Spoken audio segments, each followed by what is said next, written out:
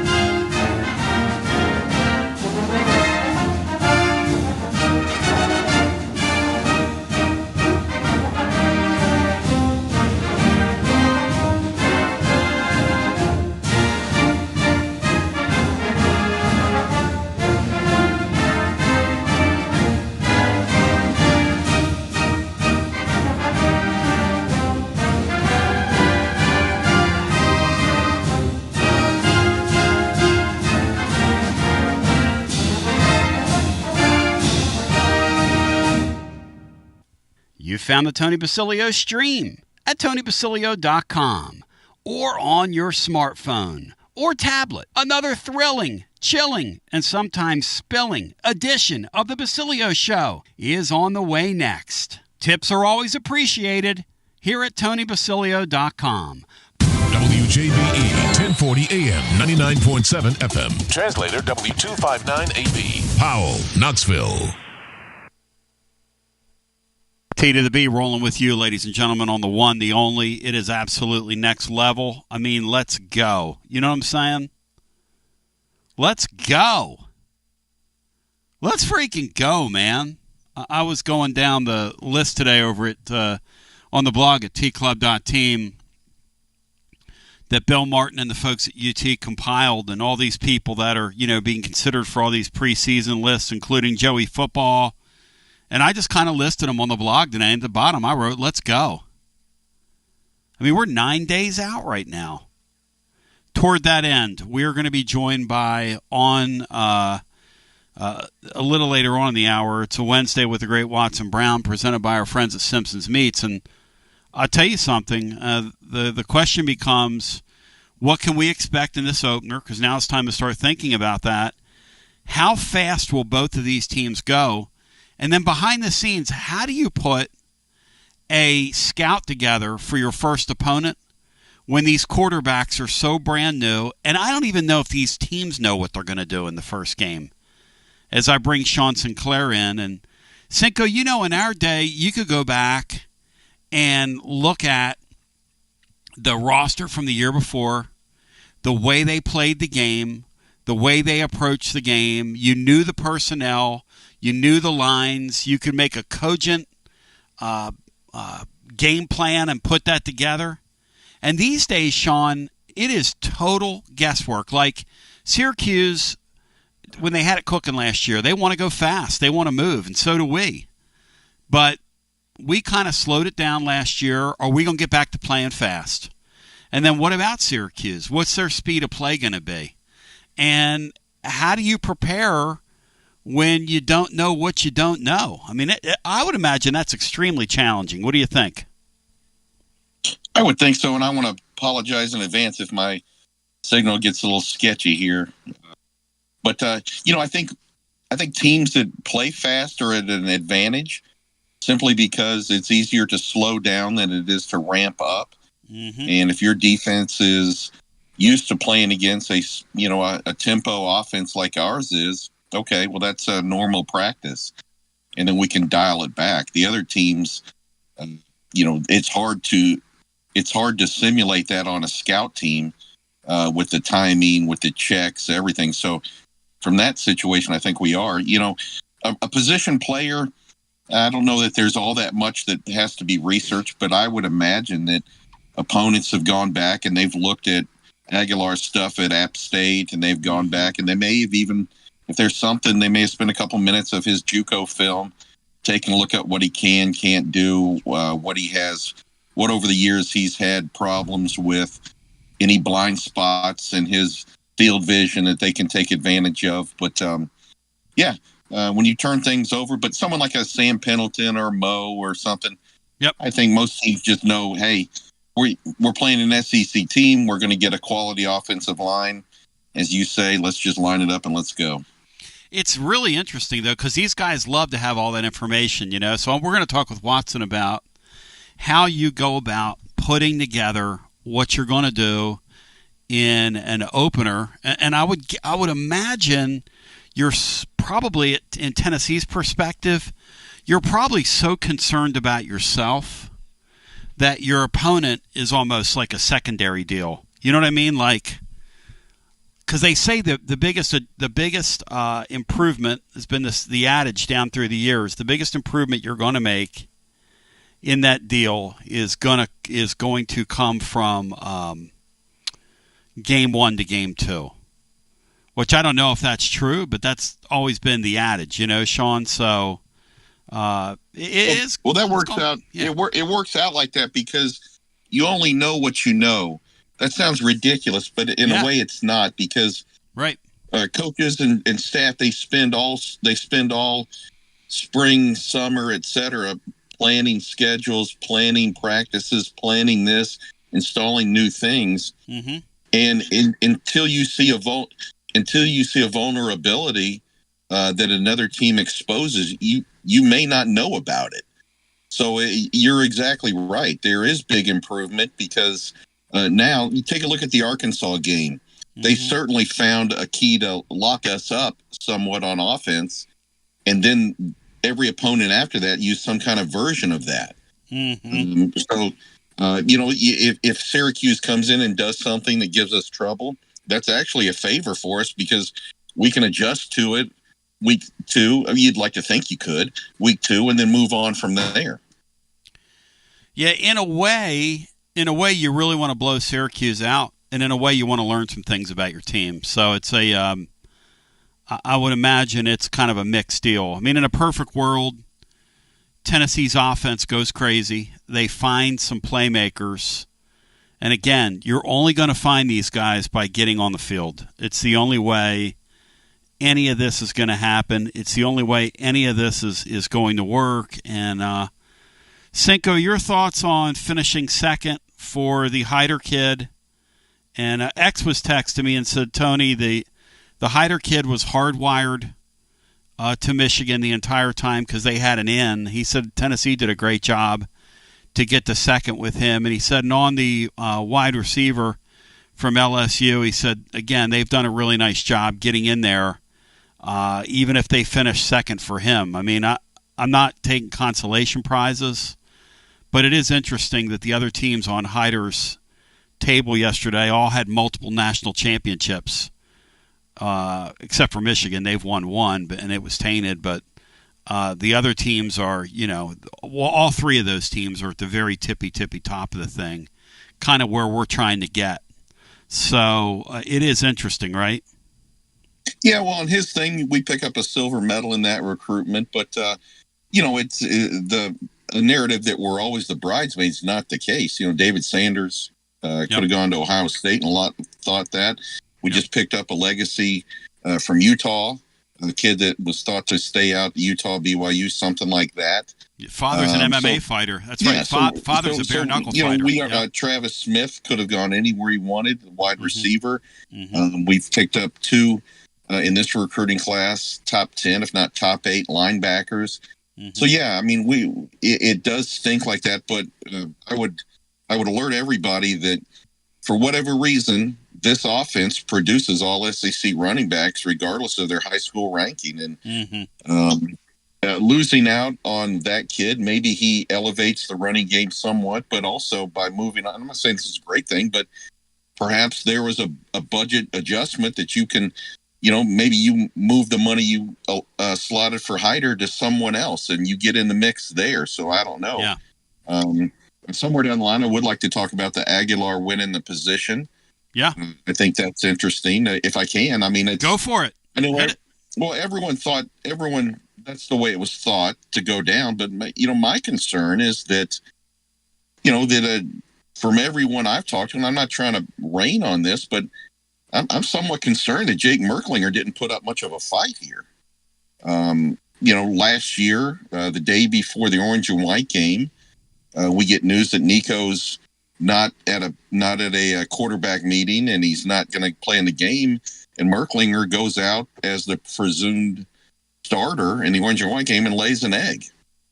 And he gets two raises in NIL, one proactive by, if I understand right, one proactive by UT, and another one that came about by perhaps an agent, and gets a nice bump. And there's a assumed competition going in here. Yep. And everyone I've talked to said that lackluster is generous.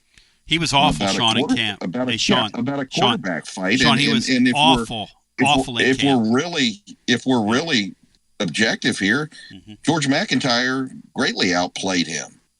Not even close. I'm not saying Aguilar won by default. I believe he's always been the guy and would be the guy. I've said that before.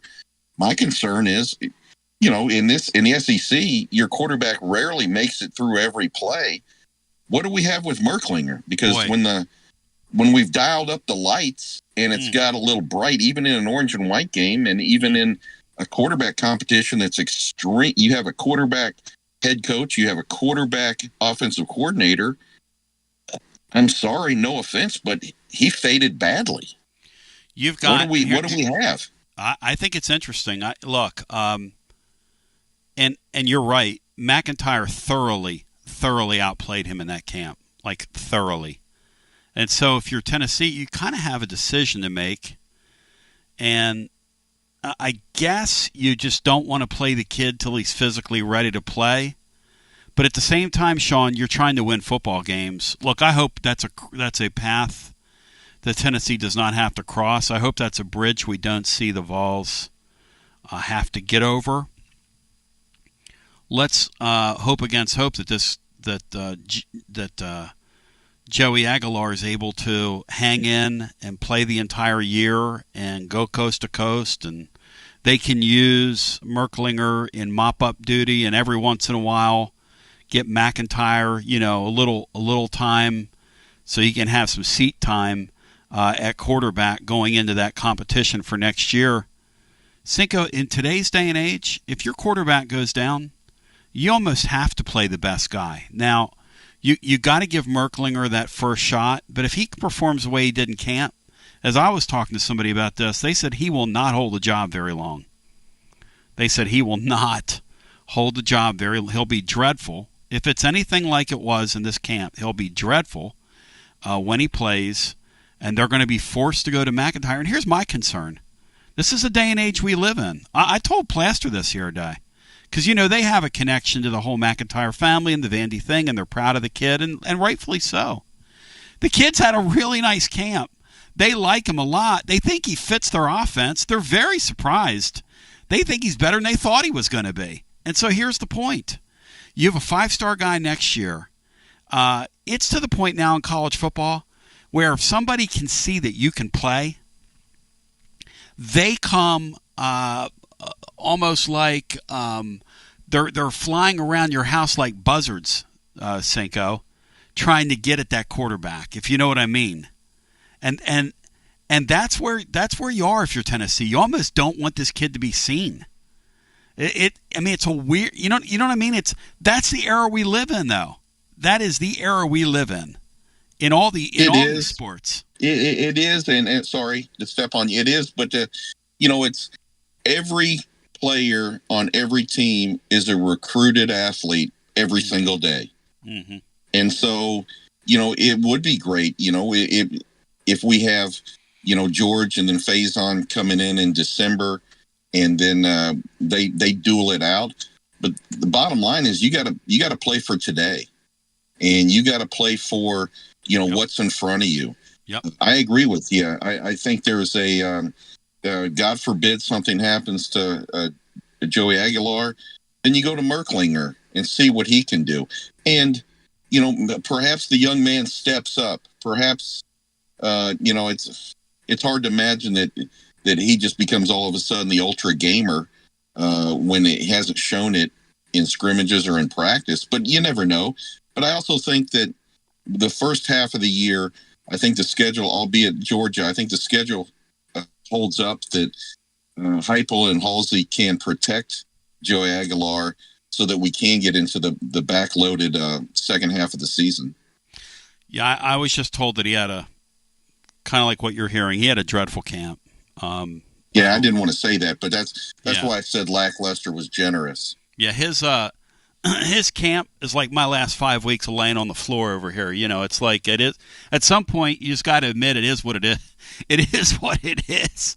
But 865-200-5402. Look, hold the calls. On the other side, one of the knowns in the league at that position is a guy who's really taken to the limelight in Diego Pavia. He is a polarizing figure. Chris Lee of Southeastern 16 will join us on the other side. And I want to get his thoughts on the league as a whole.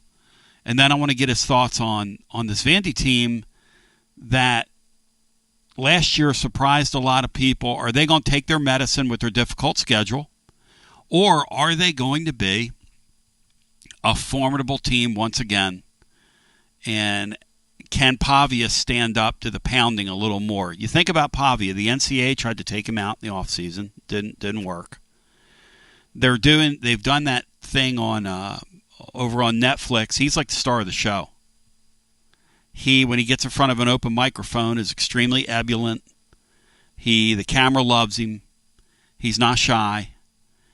He came from virtual anonymity at New Mexico State. Nobody knew his name. He's kind of fun. He's sort of what this era is about, and he's annoying as all hell.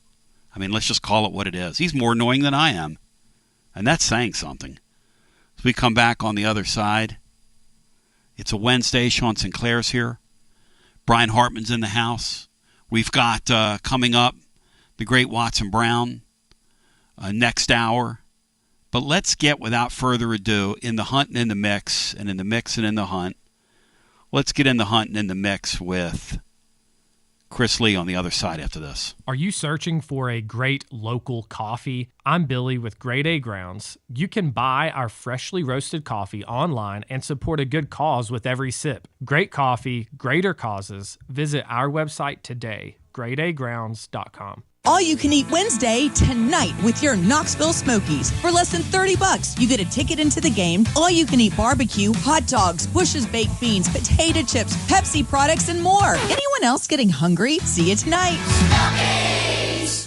The end of summer means big savings and no more excuses to not call Pipe Wrench Plumbing, Heating, and Cooling. Don't let plumbing or HVAC problems follow you into fall, and take care of them now while the kids head back to school. Whether it's a leaky pipe, outdated water heater, or AC unit struggling to keep up, the expert team at Pipe Wrench is here to help you transition smoothly into fall with a home that's running efficiently and worry-free. This month only, enjoy 10% off any plumbing or HVAC service, including repairs, replacements, or maintenance. And Peace of Mind Maintenance Plan members will get an additional 10% off for 20% in total savings. From repairs to tune-ups to replacements, we'll help you check home comfort off your end of summer or back-to-school to-do list. We make it easy with free on-site estimates for replacements and free second opinions on repairs. And if budgets are tight, we offer flexible payment plans including 0% financing with credit approval. So don't let HVAC or plumbing issues slow you down this season, and don't delay as the offer ends August 31st. Call Pipe Wrench at 865-264-8090 or book online at pipewrench.com to schedule your appointment today. And as always, same-day service guaranteed or the visit is free. Life never stops moving. And between the 30-minute commutes, daycare pickups, weekly soccer practice, Tuesday night yoga, X number of coffee runs, and that weekend trip to Grandma's, you're racking up the miles. What you need is a tire that can keep up. A tire designed for doers. A tire that's going to last. Like the exceptionally long-lasting Michelin Defender tire. With an 80,000-mile warranty and the safety and comfort you expect, you can forget all about the miles ahead and focus on getting to your destination or conquering your to-do list. Fleet Tire, I-275 exit 1B at East Woodland Avenue in Knoxville. That's Fleet Tire, I-275 exit 1B at East Woodland Avenue in Knoxville. Fleet Tire. Out-of-town law firms have been swarming into East Tennessee lately. From Memphis, Chattanooga, and Birmingham, they've stormed into the area. Wouldn't you rather do business with a local firm? You know, a true neighbor. Marcos Garza and the pros at the Garza Law Firm are just that. There are neighbors and friends that support local causes year-round. The Garza Law Firm works to serve you professionally on criminal matters, injuries and accident matters, and Social Security and disability filings. The Garza Law Firm is here for you at garzalaw.com. The Garza Law Firm. Let us help. Are you stuck in a dead-end job or ready for a new challenge? Do you feel like it's time to try a new career? Well, it's time to change lanes with TLD Logistics. My friends at TLD Logistics have some really exciting opportunities for you to learn a new skill. With a new 5-acre driving academy that's now under new leadership with all new course material. And the best part, it's absolutely free. What a great deal to set you on the road to higher pay. And TLD Logistics even offers weekly stipends to offset food and gas expenses. In 6 weeks' time, you could complete this course and be in compliance with FMCSA regulations. Then you're ready for the open road of opportunity. What are you waiting for? It's time to change lanes with TLD Logistics. Visit tldlogistics.com. That's tldlogistics.com. TLD Logistics.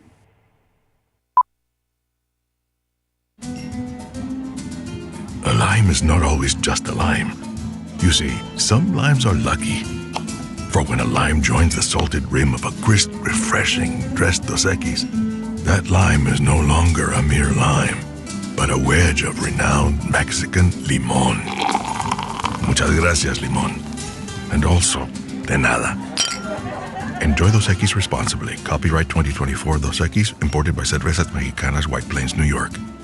Hey there, Basilio family. Jennifer Morse here with Keller Williams Realty. The countdown to fall football is on. Is your fall plan missing the perfect home to watch the Vols make another playoff run? If a new view is on your game day checklist, I'm ready to help you find it. Don't wait until kickoff. Give me a call today at 865-694-5904 or visit my website at nextmovesmokymountains.com. That's nextmovesmokymountains.com, and go Vols. Josh Collins at Collins Insurance Agency. At Collins Insurance, we strive to ensure our customers receive better coverage along with bigger savings. Our community is important to us. We want to provide exceptional service to our customers. Anybody can provide great rates, great coverage, but can you also get great service? And hey, don't just take my word for it. What's up, everybody? Zakai Ziegler here. My family turns to Collins Insurance Agency for the best service, coverage, and price. So don't just go online and get some random insurance. Experience the Collins Insurance difference. Like he said, experience the Collins Insurance difference. CollinsInsuranceTN.com. CollinsInsuranceTN.com. And hey, their Mama ZZ approved. CollinsInsuranceTN.com. Thank you to Josh Collins and ZZ. One more thing, Tony. Go Vols! Preparing food for a big gathering can really take it out of you. That's why you need to call Calhoun's and check out their selection of party platters. Whether you're hosting a party for the big game, a reunion, or just an everyday gathering, a Calhoun's party platter is next level. Choose from Calhoun's always excellent chicken tenders, fly with Calhoun's wings, or boneless wings with a variety of dipping sauces, award-winning next-level melt-in-your-mouth barbecue ribs, or delicious spinach artichoke dip, or get one of each. Plus, if you're doing burgers or sandwiches, Calhoun's has lots of side dishes like spinach Maria, baked cinnamon apples, Smoky Mountain baked beans, or creamy coleslaw. Available in pints, quarts, and gallons. And to finish things off, pick up one of Calhoun's great desserts to go, including homemade cheesecake or key lime pie. Calhoun's, simply your go-to party headquarters. With 9 locations all over East Tennessee, you can order online and just pick it up. Calhoun's, one of the Copper Cellar family of restaurants, along with Chesapeake's, Copper Cellar, Corner 16, Cherokee Grill, and Smoky Mountain Brewery. Eat local, eat good. The great Chris Lee now joins us, Southeast 16. Chris Lee, welcome in, brother. How you doing? Hey, Tony. Good morning. Great to talk to you. Always a pleasure to catch up.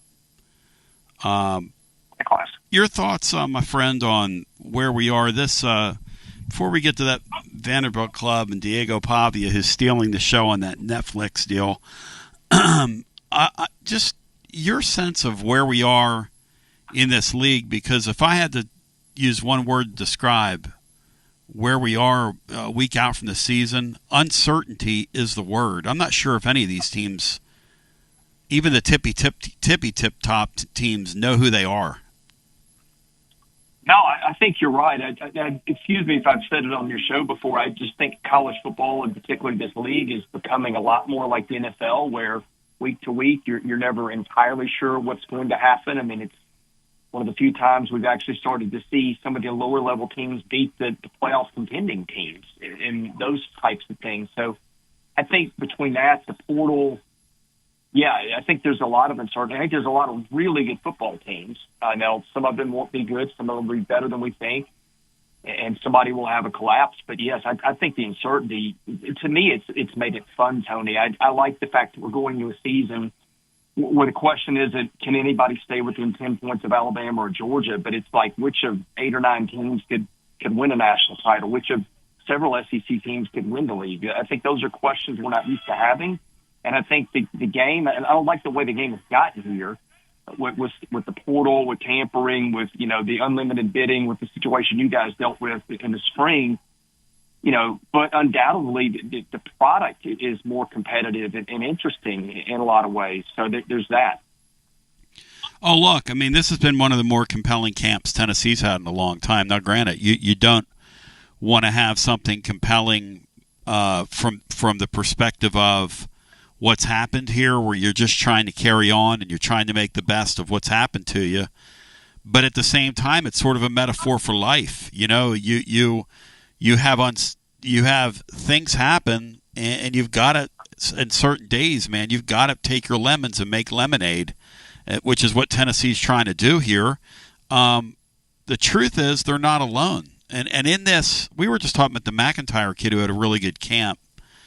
And Sean St. Clair brought up the point that every one of these guys, every single day, is a re-recruitable and a recruitable athlete on your roster. And if we don't think these teams behind the scenes are making a list of who's on a roster, who they think they could talk to, let's get to that person, that stuff is already going on for 2026. That's a reality that we live in. But a great example of that is the Vanderbilt team last year, who made a move and brought an offensive brain trust in with a quarterback, and then Oklahoma turned around, saw what Vanderbilt did, and said, you know what, let's try that. And I don't think that's going to be the last time that's going to happen, by the way. I think if it's successful for Oklahoma, you're going to see some copycat crimes. But, man, it sure did work for Vandy last year. And how good do you think they feel, Chris, about where they are heading into year 2? Oh, I think they feel great. Now, I can give you all the reasons it could collapse. I could give you all the reasons they're right. But, I mean, look, here's a really good starting point. Bill Steele's got them as the most experienced team in college football. And I was looking, like, their offensive line, they've got 5 graduate students starting on the offensive line for them, I think. But it might be 4, depending on who wins one of the jobs. But, I mean, those guys alone have started, 100-plus games between them. Now, most of them aren't here. They've only got one guy who's played a game here, but they brought in Chase White, who's a center who's going to be probably an NFL draft prospect. I think old and finding something that worked that people weren't used to defending were a really good blueprint for them last year. Oh, by the way, the defense shaved, 10, 11 points off the point total from the year before, and they've got most of those guys back. I mean, I think they feel they're in a really, really good place. Now, look, the reality is they're playing 3 teams that I would put in the playoffs if I'm making predictions on their schedule in the SEC, and they're playing probably 4 more that I could make a case get there outside of those in the SEC. So it's going to be a brutal schedule, but yeah, I mean, I think they're more interesting legitimately than they've been in a long, long time. And you're in a spot where Clark Lee's not pretending that this is national security. Tell me how much of their practices are open. Share that with us. Well, I don't know if you can hear it. I'm sitting here watching it right now. I'm, 40 feet from the edge of the end zone, and I can see everything going on 2 fields. The entire camp has been open all fall. Reporting anything is basically on limits, except for they don't want you putting depth charts out there, which nobody does, because nobody wants to lose depth when they, think they're not going to play. to the portal. So there's that. And then injuries, they want to be the ones to announce those. And other than that, though, we can say just about whatever we want, and we can watch all of practice. And I think that's the only school in the SEC that lets us do that. Hey, Chris, with the injury thing, right, now that you've seen this go on with the open practices, does Vanderbilt have stuff leak out, or is the media behaving themselves from that perspective? I mean, it's been pretty good. When you've only got a couple of rules to follow, they're not hard to remember. And you can say, hey, look, this guy wasn't playing today, or, he was, doing drills on the side, or, we haven't seen him practice live in a week. You can say stuff like that. It's just they don't want you, if a kid breaks his leg and can't, writing about it and posting on the board or on Twitter, and his parents finding out that way. So, I mean, there's not a lot of rules to follow. You just get those two down, and you don't really have an issue. And inflammation, that's another thing. I don't want you saying, well, they're, working 21 personnel on third downs and end arounds all the time. Those kinds of things are off limits. But other than that, those are really the three things that we can't talk about. There goes the horn. It's time for another period. So we're getting some natural sound here from Chris Lee of Southeastern16.com, who I want to encourage you to give them a like and a follow over on YouTube, where it's all kind of growing and going and all that good stuff. Chris, I just wonder if maybe other coaches will see this and go, maybe we ought to open this thing up. What do you think's led to Vanderbilt deciding to do that?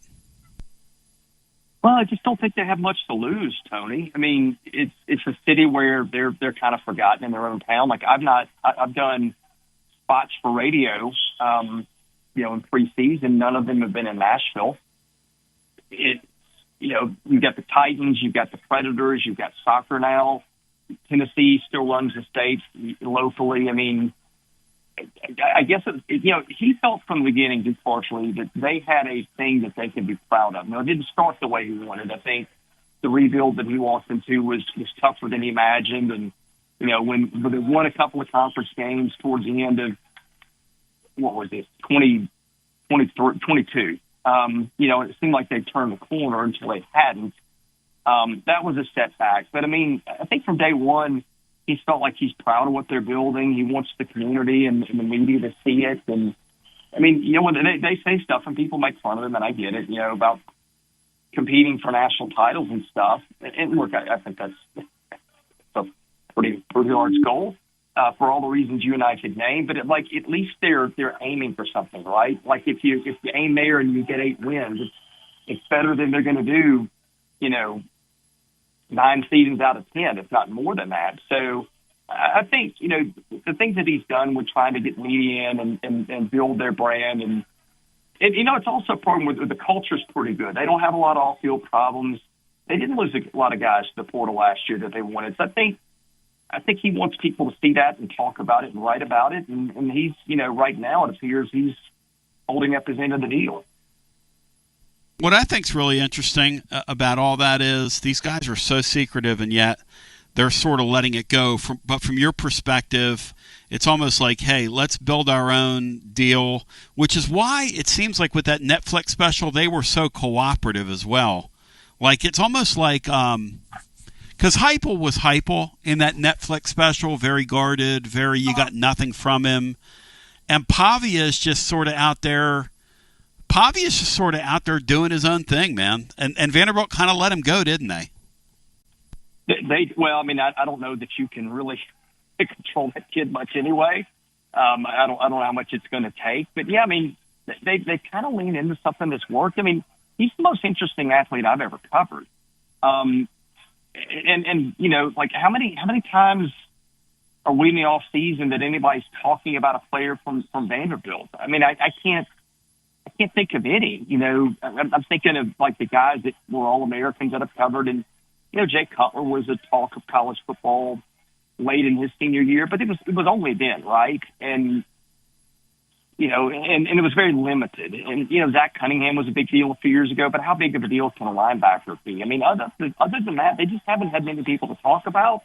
And this guy's doing things that nobody's done here in a while, and beating Alabama, and and he's super interesting. His story is great. I mean, he's a different kind of underdog story coming to a program that's a perpetual underdog, and it's worked. Now, I don't know how they replaced him and get this level of publicity back, and even then, as I told you, they're not covered that much in their own town, but like he's made it interesting and compelling for a lot of reasons, and I think Clark Lee was smart to let him go and do his thing and lean into that, even if there are some things that he says that, you're probably thinking as coach, that's bulletin board material, and I'd rather him not have said that.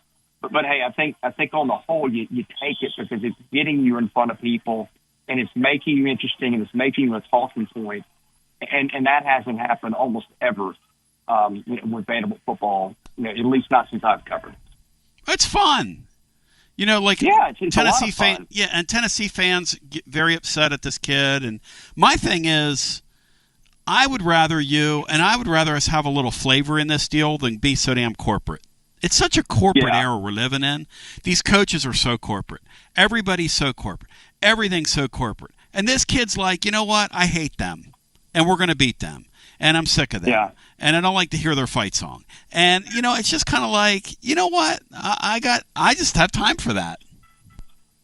Yeah. Well, and I think too, like it's a wild ride with him too. He's an interesting kid because on one hand, Eli Stowers, who's also, the last time I had a preseason consensus All-American first team guy, which Stowers is, I don't even remember. It's been a long time. They both come from New Mexico State. Stowers is a very strong, mature Christian, and he's kind of, within the last year converted Pavia, who will give you I love Jesus followed by an F-bomb 10 seconds later. So it's kind of interesting to watch that, that aspect of his personality too. But I think he's, being around him, he's a pretty likable kid. I get how he, other fan bases might not like him, but from where I sit, it's pretty harmless. And again, it's fun and interesting, which I can count on one hand the times I've been able to say that about covering this team. Yeah, and look, it's kind of like Tony Vitello in the baseball world.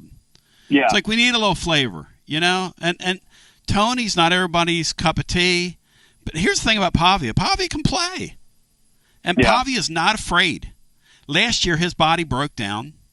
Now, to the extent that he was talking about his body breaking down, I don't know if all that's – do you think all that's accurate, the stuff he was claiming that he was playing with last year? Because that seems nearly impossible. And if he did, he's got to be one of the toughest guys that we've seen in a long time in this deal. He says a lot of stuff, but I think he's at least in the ballpark. I remember the Kentucky game. He went in injury tent a couple of times. He talked about Deion Walker falling on him, who goes up there at, 340.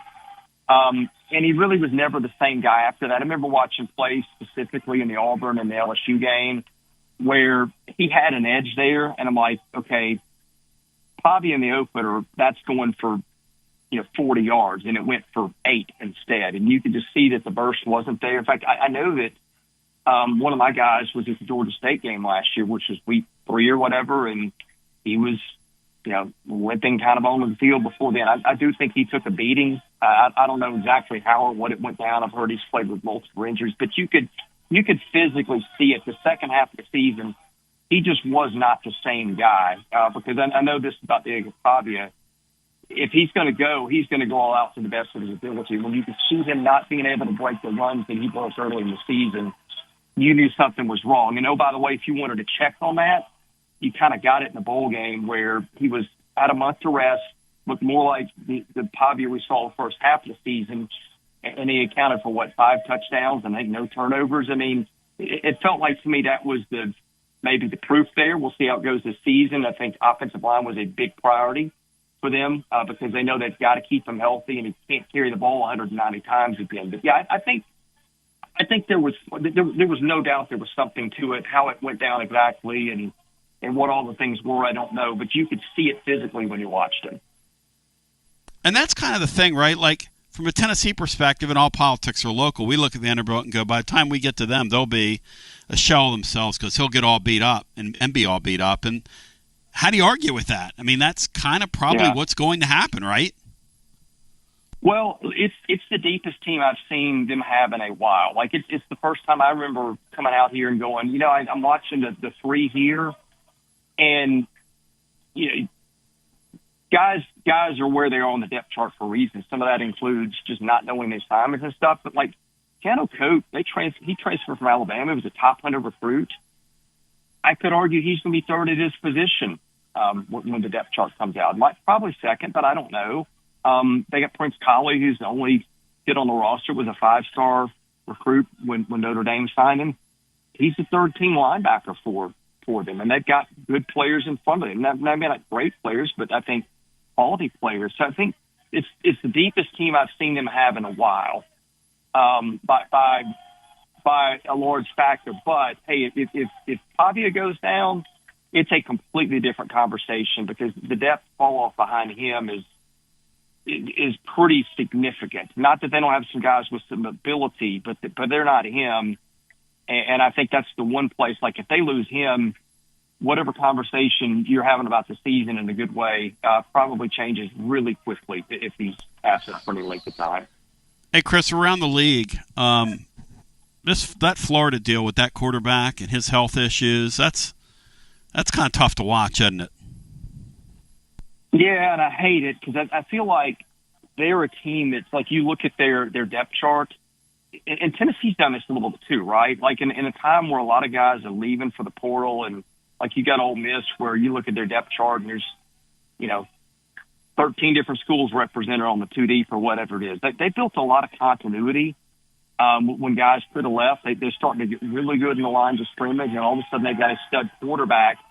So if he's available, it's shown that he's a real difference maker. But I think that the questions around him, and I have the same thing with Vanderbilt too. Like you've seen a lot of guys that are held out in camp more than I would have thought. And I know it's fall camp and it's not season prep, right? But like they're playing Long Island in the opener. So like if they're playing Miami, do they handle it with a little bit more urgency? I don't know. That's the thing that I wonder. But yeah, I mean that's one of those two that could draw a parallel. If DJ Lagway's not available the way that he's available and he's close to 100%, that's a game changer for a program I think is really poised to maybe take a step up. Although they may play the toughest schedule in the history of college football with what they've got on the docket this fall. Oh, it's brutal.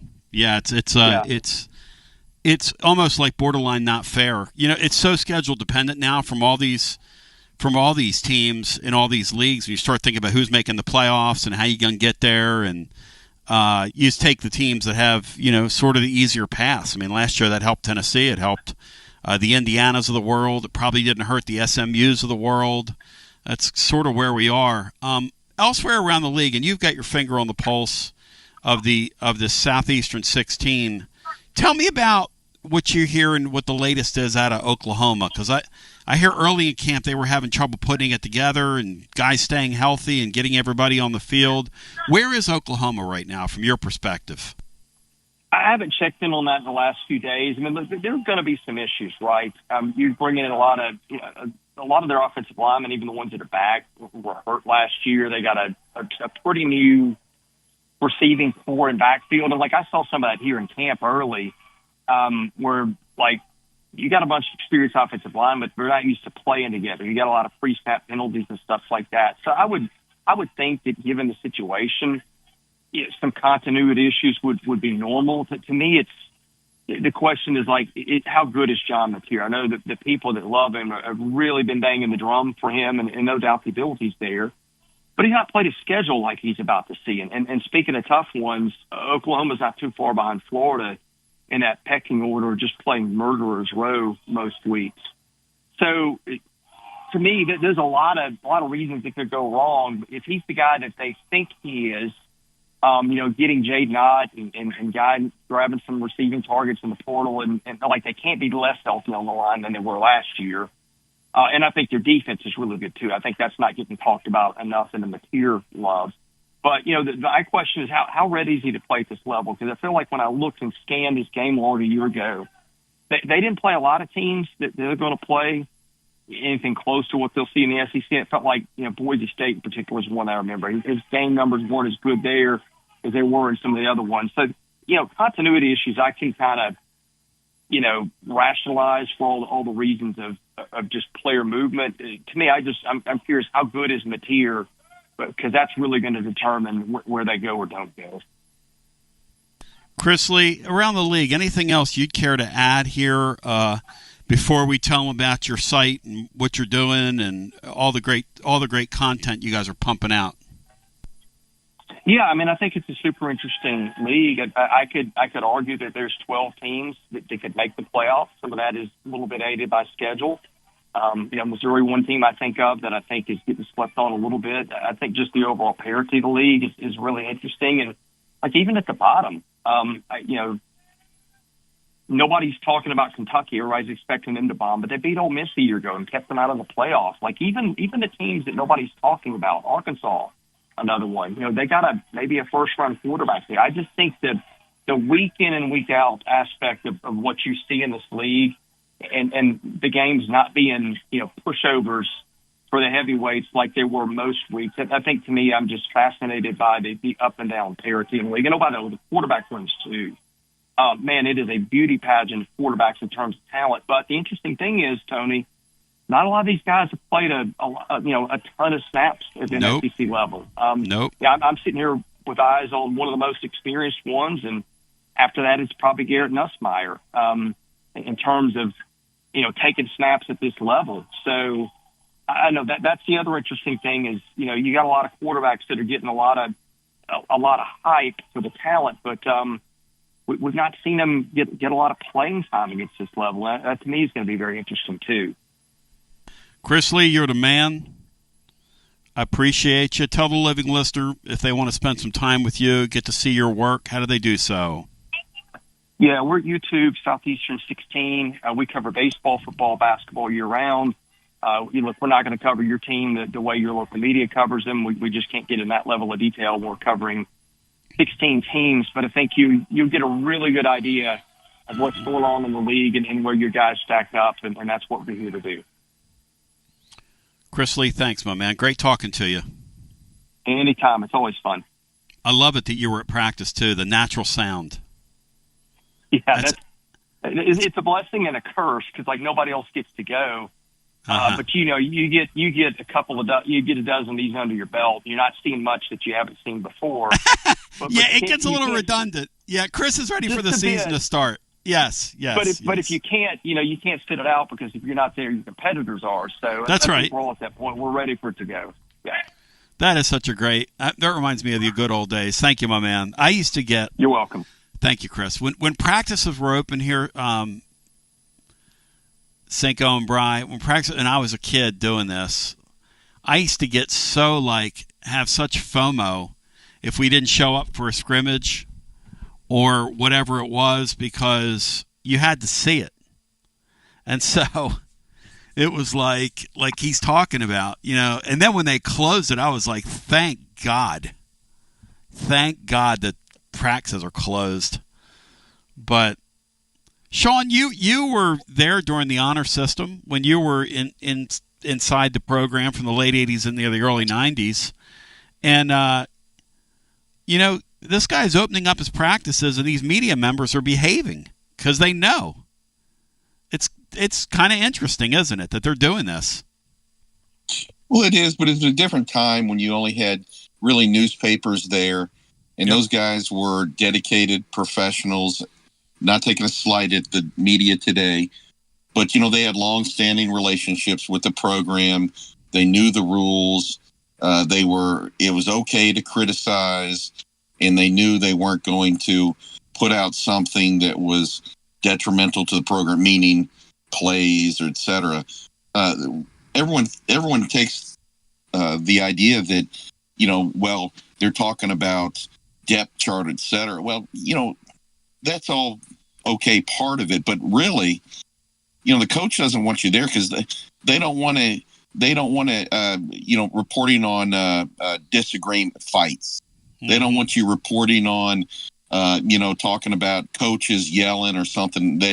Things that there's so many different avenues of media these days. Where do you cut that off?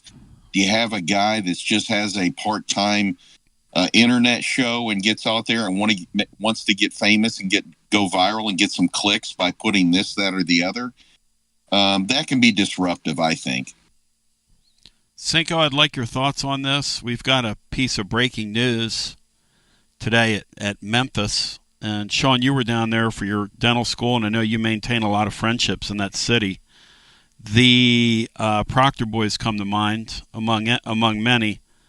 But Jason Munns is reporting they're having a press conference down there, and Memphis AD Ed Scott was asked by Gary Parrish about the Big 12 rejecting Memphis, and Scott said, look, we're going to focus on sustaining success across our athletic department. If they're not going to let us in now, we're just going to keep beating them. Memphis has announced a new sponsorship deal with FedEx. It's going to include FedEx branding in their end zones, which is an unprecedented move in college football and the NFL. So you're going to run into the FedEx end zones. And they're also trying to get the NCAA to approve jersey patches. So which is something that we've been talking about for a while now. Munn says the NCAA hasn't approved jersey patches yet, but when they do, I'd be shocked if it doesn't happen between the NCAA or between FedEx and Memphis. And apparently FedEx was ready to put up several $100 million to get Memphis into the Big 12. So, Sean, that's a program worth watching out of the G5 level as a and I'm not laughing here as I say this, as a potential playoff team if they choose to play in that realm. Maybe. I think their window of doing that has come and gone. With all due respect, I think once Fred Smith passed away, even though he was FedEx, is very much like when T. Boone Pickens passed away for Oklahoma State. Those were the big voices. Those were the guys that signed checks. They may have the partnership with FedEx, but I just don't see it being as strong without Mr. Smith still being alive. Perhaps they do. You know what? It wasn't so long ago that programs like you're describing, Southern Miss, some of these other programs could carve a niche out for themselves in football. Southern Miss did it academically. Perhaps Memphis does it with money, buying players. Texas Tech's kind of trying to do that right now. So I've always liked Memphis State, the University of Memphis, et cetera. But I don't think they're. Yeah, I guess you never say never, but it's hard for me to imagine that they're going to be attractive enough to get into a big-time conference. And what's crazy is there's eyeballs down there, but the problem is with the eyeballs they have is that that's very much a split market. It's not like everybody. If you're getting Memphis, you're getting a team that's got a major league. You're getting a city that's got a major league team in it. In the Grizzlies, the Titans, kind of flirted around with it. The NFL sort of flirted around with it for years. It just doesn't seem like. It just seems like Memphis is going to be a flyover deal, Cinco, at the end of the day in this thing. It is, and no disrespect, because I really enjoyed my time there, and I'm not kidding about that. I think it's a great city. It has its problems, but it's a great city with great people. You mentioned some of my best friends there still living there. But you know what? This is not the first time. Memphis did so much 30, 40 years ago trying to attract an NFL team with Pepper Rogers and some of those guys, and they just couldn't get over the hump. This effort reminds me of that. And you're right. It's very much a stew over there. I had the opportunity to be a board member of the Memphis Touchdown Club, and you would think it would there were very few Memphis fans in the group, but it was just equally Arkansas, Ole Miss, Mississippi State, Tennessee, and believe it or not, Alabama has a huge following there. So that pie is split at least 5 ways before you even get to Memphis. It's pretty wild. So Memphis and FedEx are getting hand in glove a little more, and they're flexing their muscles in the marketplace, and good for them. I'll tell you what, let's do. Let's go to the phones. 865-200-5402. Let's get our first call in. Hello and welcome. You're on the air. How you doing, Tony? There he is. What's up, Billy? We almost had the Memphis Titans, Billy. Do you remember when they played in Memphis when they first came here, Bill? Yes, I remember. They were the Steelers back then. Did they play? Did they play for a season there? And play it at Vanderbilt Stadium. Okay. Did they play for one season in Memphis, Bill? Is that what they did? They played in the Liberty Bowl? I think they played a couple of seasons there. Okay. And then in 1999 they moved into. Of course, it was the stadium was under a different name. Mm-hmm. You know, that new stadium, which is. I think it's Adelphia Stadium. That's what it was called. Tony. Yep. And I used to call it the Adelphia Ballroom because that's where Hall & Oates met during a gang fight in an elevator. Yeah. You know, you were talking about this, Tony. I'll tell you what. If I was a season ticket holder, and if Danny White is going to overcharge for football tickets or basketball tickets, I would play a little Elvis Presley on him, and I would get that application thing. I'd ship that application thing back to him and say, forget it. And anyway, Neyland Stadium is not my favorite place. Between the two, between Neyland Stadium and Nissan Stadium, I'd rather be in Nissan Stadium any day than I would Neyland Stadium. Well, that's why you're Titans, Bill, and I'm not. You know what I'm saying? Because another reason is I love the chair type seating. Of course, Billy, that's why you're Titans, Billy, and I'm not, man. And well, they have chair type seating in a Thompson Bowling Arena, which they now call Food City Arena, but I'm old school. I still consider it the Tommy Bowl. The F to the C, my brother. The FCC. Yeah. Be in fear of the FCC, the Food City Center. Yeah, Billy, you're my man. You've had an incredible call. Anything else on your alleged mind today? And I do mean alleged. Well, I'll tell you what. My nephew brought it long and brought it strong yesterday. He did the 7 o'clock report. There you go. And he did the 11 o'clock report. And he looked handsome in that suit that he wore. Sean Sinclair has checked out Jesse online, and Sean Sinclair thinks Jesse's a star in the world of TV news. He thinks he's coming on strong. Yeah, speaking of that, we lost a giant, I believe, this week, Bill Williams. Oh, my gosh. A giant par excellence, my friend. I was talking with the great Alex Myers this morning. What a human being that guy was.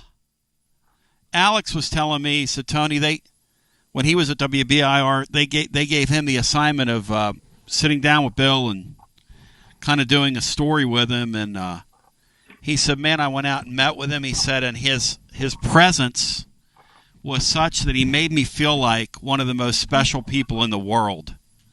He said that just was the ability that God gave him. I mean, what just a beautiful guy.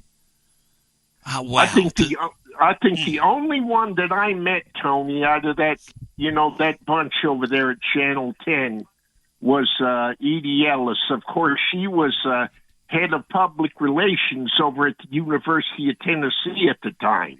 Mm-hmm. And you want to talk about a good down-to-earth lady. She was that. Did she do that after she went off the air at Channel 10, Bill?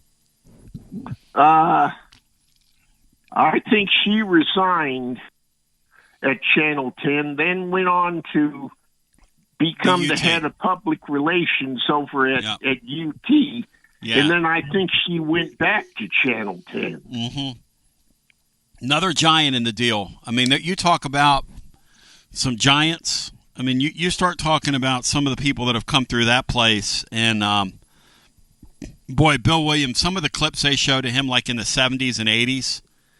Oh, man. Wow. What a great news guy. What a great news guy. That time, Tony, Channel 10 was a CBS affiliate.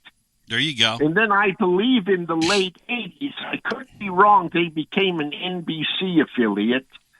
And I think Channel 26, which is now Channel 8. That's right. Is now a CBS affiliate. Man, how things has changed, my good friend. But the more things change, the more they stay the same, Bill, because you saying that you'd rather be in that, whatever that thing is in Nashville, the Titans have played in all these years instead of Neyland Stadium's totally embarrassing, and you're out of here. Stick a fork in him, Laura. Thank you. 865-200-5402. I mean, Cinco, I'll put up with anything, and I'm a man of free speech all the way. But when you say things like that, you're going to get blasted on here. Yeah, you set yourself up to get canceled when you say something that nonsensical. And Brian Hartman's been sort of out of pocket during this hour. Brian, that's how you get yourself blasted, you know? Yeah, it's anybody who'd rather be at that sterile, no atmosphere stadium over pretty much any college stadium is got to have his head examined. I mean, what are you doing, Bill? That thing is that's beyond sterile. Beyond sterile. And they took Mike Keith out. Mike Keith doesn't want to be there anymore. Brief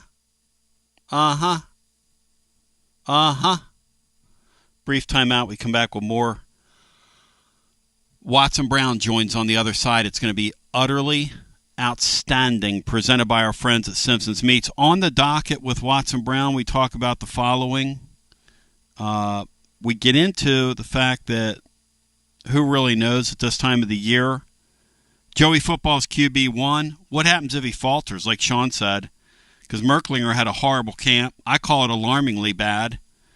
Does he think Heupel would turn to GMAC if it came to that? Another thing we're going to talk about is Syracuse with a new quarterback, a new football team. How do you prepare? Walk us inside that deal. How do you break down this Angeli guy? And then what kind of tempo does he think we're going to see from both those teams early in the year? It's all ahead of us. It's fun stuff. What a blessing being here today. On a Wednesday, Sean Sinclair there, Brian Hartman there, Laura in studio. My name's Tony. We continue with more. Watson Brown joins after this. WJBE 1040 AM, 99.7 FM. Translator W259AB. Powell, Knoxville.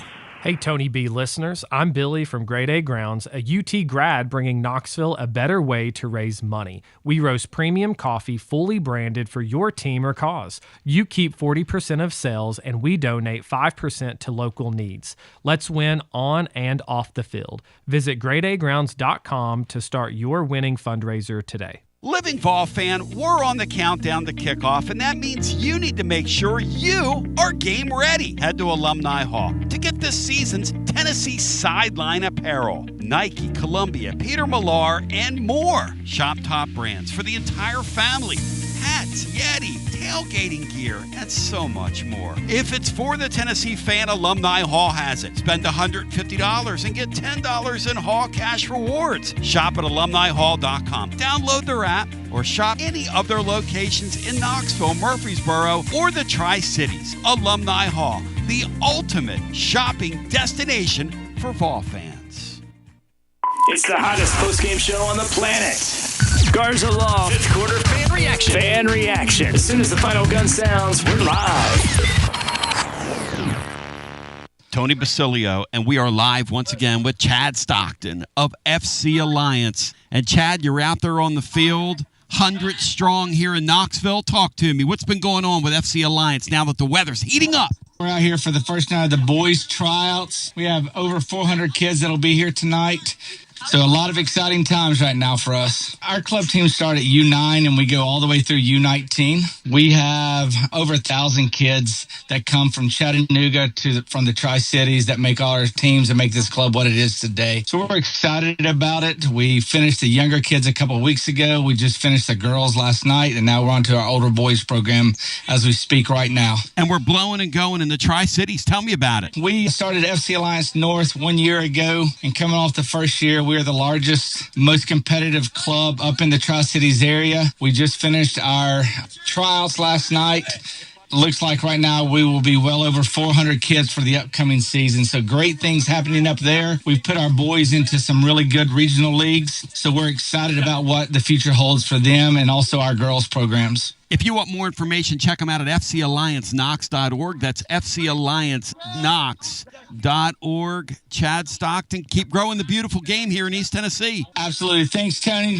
Hi, I'm Jim Simpson, owner of Simpson Meats. When's the last time you grilled a really good burger or steak? One your friends still talk about. Our goal at Simpson Meats is to make that happen every time you have a cookout. All of our cuts of meats, steaks, burgers, briskets, and pork are always fresh, flavorful, and sustainably sourced. We are family owned, so we know the importance of knowing how and where your food is raised. We have been putting quality first since 1888. Visit our butcher shop off Lovell Road or online at simpsonmeats.com. Tony Basilio along with the great Mark Griffin. And we're here to talk about our friends at Performance Medicine. And Griff, their slogan, stay educated, stay healthy. That's you. Wow. I really like to think that, Tony, and I'd like to give Dr. Rogers a lot of credit because I definitely want to stay educated and healthy, and knowing that he's putting the time and effort in to make sure of my care, I want to encourage your listeners to put the time to learn and become educated and get to know Dr. Rogers and see if it can help with your health as well. And there's a really, really easy way to do that. In fact, they've got their own YouTube channel. You can see Dr. Rogers for himself with his staff. It's called The Performance Medicine Show over at the Performance Medicine channel over on YouTube. Also, more information at performancemedicine.net. To our friends in North Knoxville, a brand new location over in Fountain City, now accepting patients. So many ways to reach Dr. Rogers. And like they say, stay educated, stay healthy. Performance Medicine, online, performancemedicine.net. TB here for Cedar Bluff Plumbing, a live and local company that's been serving our area for over 32 years and counting because every customer counts, and I mean no job is too small. Cedar Bluff Plumbing just voted #1 by City View magazine because multiple plumbing experts are on call to serve all your plumbing needs. Chances are there'll be a plumber in your area when you call, and they won't send some salesman to your house. You're going to get a high character, trustworthy, highly trained plumber who will serve you, not like some of these guys that look like they came off the set of America's Most Wanted. Cedar Bluff Plumbing is Basilio tested and approved and will go the extra mile for you because Chucky Mack is a servant of the people and my consigliere to the throne, celebrating over 32 years of serving living volunteers. Cedar Bluff Plumbing. Call 588-4448. That's 588-4448. Cedar Bluff Plumbing. Attention Vol fans, are you tired of complicated, clunky fleet technology that makes your job harder? Say goodbye to frustration and hello to Connexial, your hometown partner in logistics. It's time to rev up your operations with next level fleet management from Connexial. Connexial is here to keep your business on track with technology that works as hard as you do. Our game-changing ELD gives you more than just hours of service. With AI-powered dash cameras and real-time asset tracking, you'll have eyes on the road, cargo, and your fleet from anywhere, anytime. And the best part, our friendly US-based customer support team is just one phone call away. No more long wait times or frustrating tech talk. Just real people with real solutions. With Connexial, you get a professional team you can trust and easy-to-use products that keep you on the road. What do you say, Tony? I'm ready. Make the smart move and call Connexial today. 865-888-6920. Learn more at Connexial.com. That's Konexial.com. Drive life with Connexial and go Vols. Chilio here, and you know my friends at Carnes Motor Company started with a dream over a quarter century ago. I met Rob and Brian back when I still had hair. and they were working at a huge dealership in West Knoxville. But they told me back then they wanted to sell cars on their terms, and I wanted to do radio on my terms. Their terms, just like my terms, are ultimately your terms. In both cases, you're the winner. A Car Guru's National Award winner with a 5-star rating on all sites, just like our Vols. Everything about buying a car from Carnes Motor Company is no hassle. They specialize in high-quality pre-owned vehicles between the $5,000 to $25,000 range. And if you need to sell a car, they'll either buy your car or they'll help you sell it. Carnes Motor Company also has a top-notch service department. Therefore, every vehicle is rigorously inspected and serviced prior to delivery. So you're guaranteed to get a quality pre-owned vehicle every time. If you need a place for service, they've got you covered. Come be a part of the Carnes Motor Company family and tell them you heard about it from B. Online at carnesmotor.com. Oak Ridge Highway, 1 mile past the Carnes light. Carnes Motor Company. Yeehaw! Some people say betting online is still the wild, wild west. But with the VIP Play app, you're riding with the best. VIP Play app is hotter than a $2 pistol packed with flair. Live hosts and features finer than a frog hair. Send your old betting problems out of town with a slap. You'll be betting sharp as a tack on the VIP Play app. Don't be a better, be a better with VIP Play today. Download VIP Play today or head to VIPPlayApp.com. Gambling problem? Call 1-800-88-99789. Must be 21 plus and located in Tennessee to bet. I'm bowing thy head right now, ladies and gentlemen, because the great Watson Brown has now entered the room. And when he enters the room, I sit up, pay attention, don't act like Kelly Holcomb, who goes in and out when I'm on Plaster Show. I actually try and pay attention because it's like spun gold coming out of this man's mouth. Watson Brown, as I bring you in, it's always great to talk to you, first of all, and I hope you're well. And, man, next week that weather is cooling off. We're going to have temperatures in the 70s next week, Watson. So I'm telling you, we smell football. That's what we do. We smell it's about football. Darn time. You got it. It's about darn time. You've always said there's nothing like the fall. No. Here in these parts, in this state, there's just something about the month of September in this state, man. Yeah, when those trees turn, Ah. especially from about here, the plateau on east, when those trees turn, man, it is as beautiful as there is. That's as pretty a picture as you could take. What a beautiful beautiful thing. So, yeah. Watson, Joey football's quarterback won, and the interesting thing is about this camp is what they wanted was a real quarterback competition, but they didn't get one because the other guy, Merklinger, who was the guy that came back with some experience, was just, we just call it like it is, right? He just did not have a good camp. Yeah. As a head coach, you kind of want that competition, right? But when you don't get it, you don't get it. Well, and that's kind of what happened here. Yeah, what you want as a coach, Tony, is because you recruited all of them. It isn't like high school where you got what you got. You recruited them, and you want every kid to be the best he can be. Yeah. And be what you thought he would be. And when that doesn't happen, it's just a disappointment. So, no, as a coach, you want both those guys out there really being what you thought they'd be and just getting better and better, and the competition's unbelievable. But that's why I say you just can't name one, not that position. You might get away with a guard you thought was the best, and then 3 weeks later it turns out he wasn't. But quarterback, man, you can't miss. You've got to let that play out and get the best one that you got. And that, it very well may be he will be the backup, but if the starter were to get hurt, McIntyre may move up the ladder all the way to one. If that were to take place during the season, if he had that poor account, Tony. Oh, he did.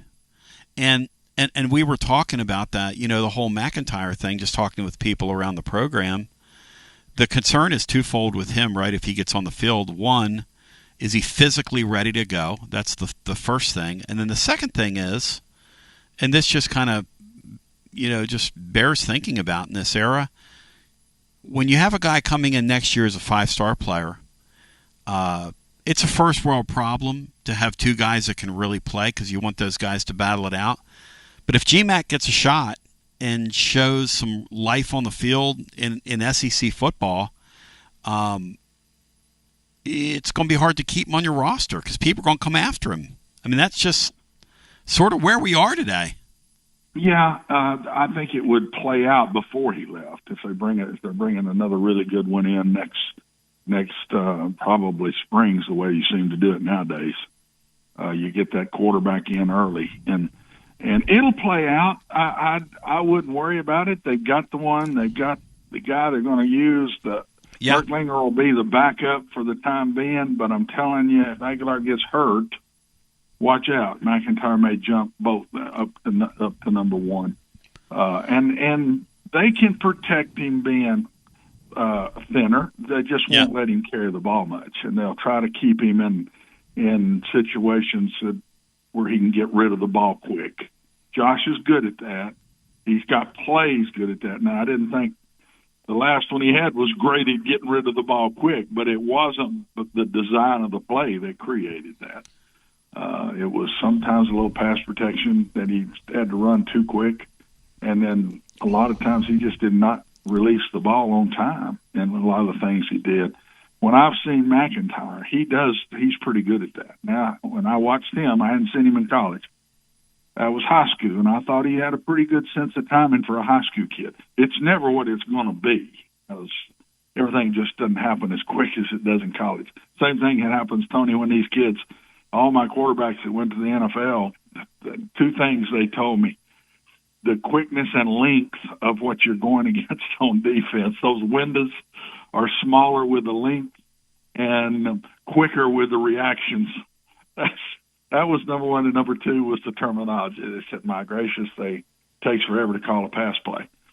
And I was a go fast guy, so our pass plays were one word. That was the two things that our quarterbacks 100% would come back and say the same things to me. Every one of them did, and probably had, I don't know how many, 7, 8, 9, get up there and either in the league or make it to camps or whatever. And every one of them come back and say the same thing. So I would bet you that if Aguilar does not play well and they get mid-season and if things aren't going well, they might even bring McIntyre up then, number one. And number two, if he gets hurt, I'll bet you they do bring him up and let him be the starter. Might not be the first week after the starter were to get hurt, but I bet you it's pretty quick. Watson Brown dropping knowledge on us today. By the way, about GMAC, they say he's a pretty good fit for their offense. When he gets a little bigger, he's going to be a nice fit for what they're trying to do. So I agree. Bears watching. And the thing they wouldn't do with him now is let him have those 7 to 10 carries a game. They wouldn't do that, but because a freshman, young, everything. But when he gets a little strength, he's going to be a very good runner.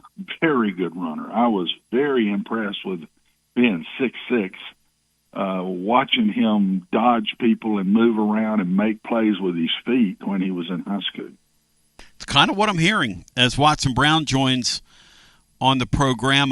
He's presented by our friends at Simpson's Meats. Look, since 1888 on Jim Simpson's family farm, they've been raising their meat and raising and sourcing on pasture, on purpose, and they comfortably continue a family tradition, and now you benefit. Whether it's steaks or burgers or sausages, roast chicken, you're going to taste the difference. A variety of local offerings as well at their local butcher shop over off Level Road. Several of you have ordered from SimpsonsMeats.com, and you know what I'm talking about. When you're ready to treat yourself and you're ready for some premium meat, you can ship it anywhere in the world, or you can go out to their local shop and pick it up. And you've heard Watson on here talking about it as he drops the knowledge on us on his Wednesday segment. And so, Watson, as we go back here, and I'm going to jump Sean and Brian here, but you know, this thing is so different now. And I was talking with a friend of mine who did a deep dive on Syracuse. And, you know, this Fran Brown guy, who's our coach, did a really nice job last year and did a nice job with the transfer quarterback. And Syracuse likes to play with some tempo. And Tennessee, when they're going, likes to play with some tempo. Do you think these teams try and do that early, or do you think that's something you introduce as you go? No. If you're going to do tempo, that's got to be a big piece, and you practice it early and you do it early. It's not a mixer. When it's a mixer, you're not a tempo team. That's not a tempo team. These two teams last year were tempo teams. I cannot see that changing whatsoever. So I think you're going to see pace in both games and a new quarterback. In the way you can do them in the summer now, and you've got them all summer long doing indoor stuff, outdoor stuff, everything. We couldn't do that in the years past. You could not bring a quarterback in at the start of August and had no knowledge of anything and be ready to run an up-tempo offense. You couldn't have done it. But in today's world now, they can get in there in the summer and they're getting eat alive for 24 hours. I promise you, they're getting more than they even want. But they will be ready to go. There is time to get that guy ready to play. Now, what you won't see maybe is the full complement of the offense, but you'll see the tempo with both of these teams, which will be fun to watch. So you expect when Syracuse and Tennessee get on the field, not 8 or not, whatever the thing is, 9 days, 10 days, whatever it is, you expect both these teams to go fast and see a multiple possession game? I do. The only time I would back out of tempo was if I had to have it shorten the game. If I had to shorten the game, I would back out of tempo. So if Syracuse thinks that they're just flat not good enough yet, would be the only way I don't see them doing tempo. And I don't believe they think like that. I think they think they're going to be pretty good. Little things I've read, I think they think they're going to be pretty good. So I think you're going to see two tempo teams go at it right out the gate.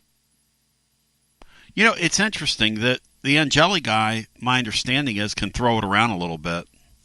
And we saw him in that playoff game with Penn State when he came in and led a touchdown drive for Notre Dame. But yeah, you know, they kind of think he can sling it around a little bit. The problem is with all these teams, and Tennessee's facing this as well, there are so many moving parts. And so my question for you is, and I was talking with Sean about this an hour or so ago, how do you scout, Watson? Like, bring us inside how you would look at a team where all these different parts have come from various programs around the country. How do you try and figure out what the other team has? Well, I had to do that. When there be a new coach, even though the transfer portal and all that wasn't there, but anytime there was a new coach, you had a lot of new players and you had a new offense. It was a new scheme. So it made you double prepare is what it made you do. You had to spend time with the scheme that he's going to bring in. So you're watching where the guy was last year. That was new, and so they'll be watching Syracuse from last year, the scheme. But then you've got to go look at the players. So you've got a complete now you're looking at different tape on maybe 10 different players. Could be now the way it is in the portal, 20 different players, whatever. And so you've got to spend time in the summer double dipping, whereas you wouldn't have to look at the players. You could look at the scheme and the players at the same time if they were all returning. But when you bring in new players, and whether it's the same scheme or a new scheme, you got to watch that scheme, and the players aren't in that scheme, so you double dip, and that's exactly, especially first games. After first games, you're okay. You probably exchange spring practice film, and maybe you don't. Maybe coaches don't want to do that anymore. I don't know if they do that or not anymore. We used to do that. You get the spring game film. Which meant nothing because they wouldn't do anything. But you could see the players. But the good players probably didn't play a quarter in the spring game. So really that didn't help. All I can tell you is, Tony, it's a double dip for the summer. Now they've got so many pieces now helping them scout and break down. It's easier on them than it was us in the old days. But I can vividly remember spending mornings in the summer watching the scheme. Because I'd watch offense and defense. I wanted to know what our defense was going to do and what I wanted to know enough to look at it. Then when they said, okay, this is what we want to do, that I could throw questions back at them. How do you think you'll handle this? Or is this the blah, blah, blah, whatever it might have been. So I'd watch the schemes in the morning, and I'd have to watch different players in the afternoons sometimes, or maybe even come back at night and do some of that or whatever. So it was just a double dip situation, very doable. I think these coaches now are doing it all over the country, but they also got a lot more eyeballs looking at those players and telling the head coach, hey, this guy's pretty good. We're going to have tough time with this end. You may have to turn your protection toward him a little bit, whatever. You're getting so much help that we didn't get back 10, 15 years ago. The great Watson Brown. Yeah, your staff, like, you would have, what, 15, 20 people? They got like a couple hundred now. We didn't have that many. It's crazy how many they have now, Watson. And that was the NC2A rules. We had best What'd you I have, remember, 10. I think there were 10 assistants and then 2 GAs or whatever. Now there's analysts everywhere. There's everything. I know of FCS schools that have got 30 people in their building. Which is great for these kids. It's a different world. And it's great. It creates jobs. There's nothing wrong with that. I laugh when I watch these NBA teams and these college basketball teams, and you look and there's 2 rows of people. What are you people doing? What are you guys doing? What do we need 2 rows of coaches for? More coaches than players, Tony. I flat don't get that. It's ridiculous. You've got more than 1 coach per player.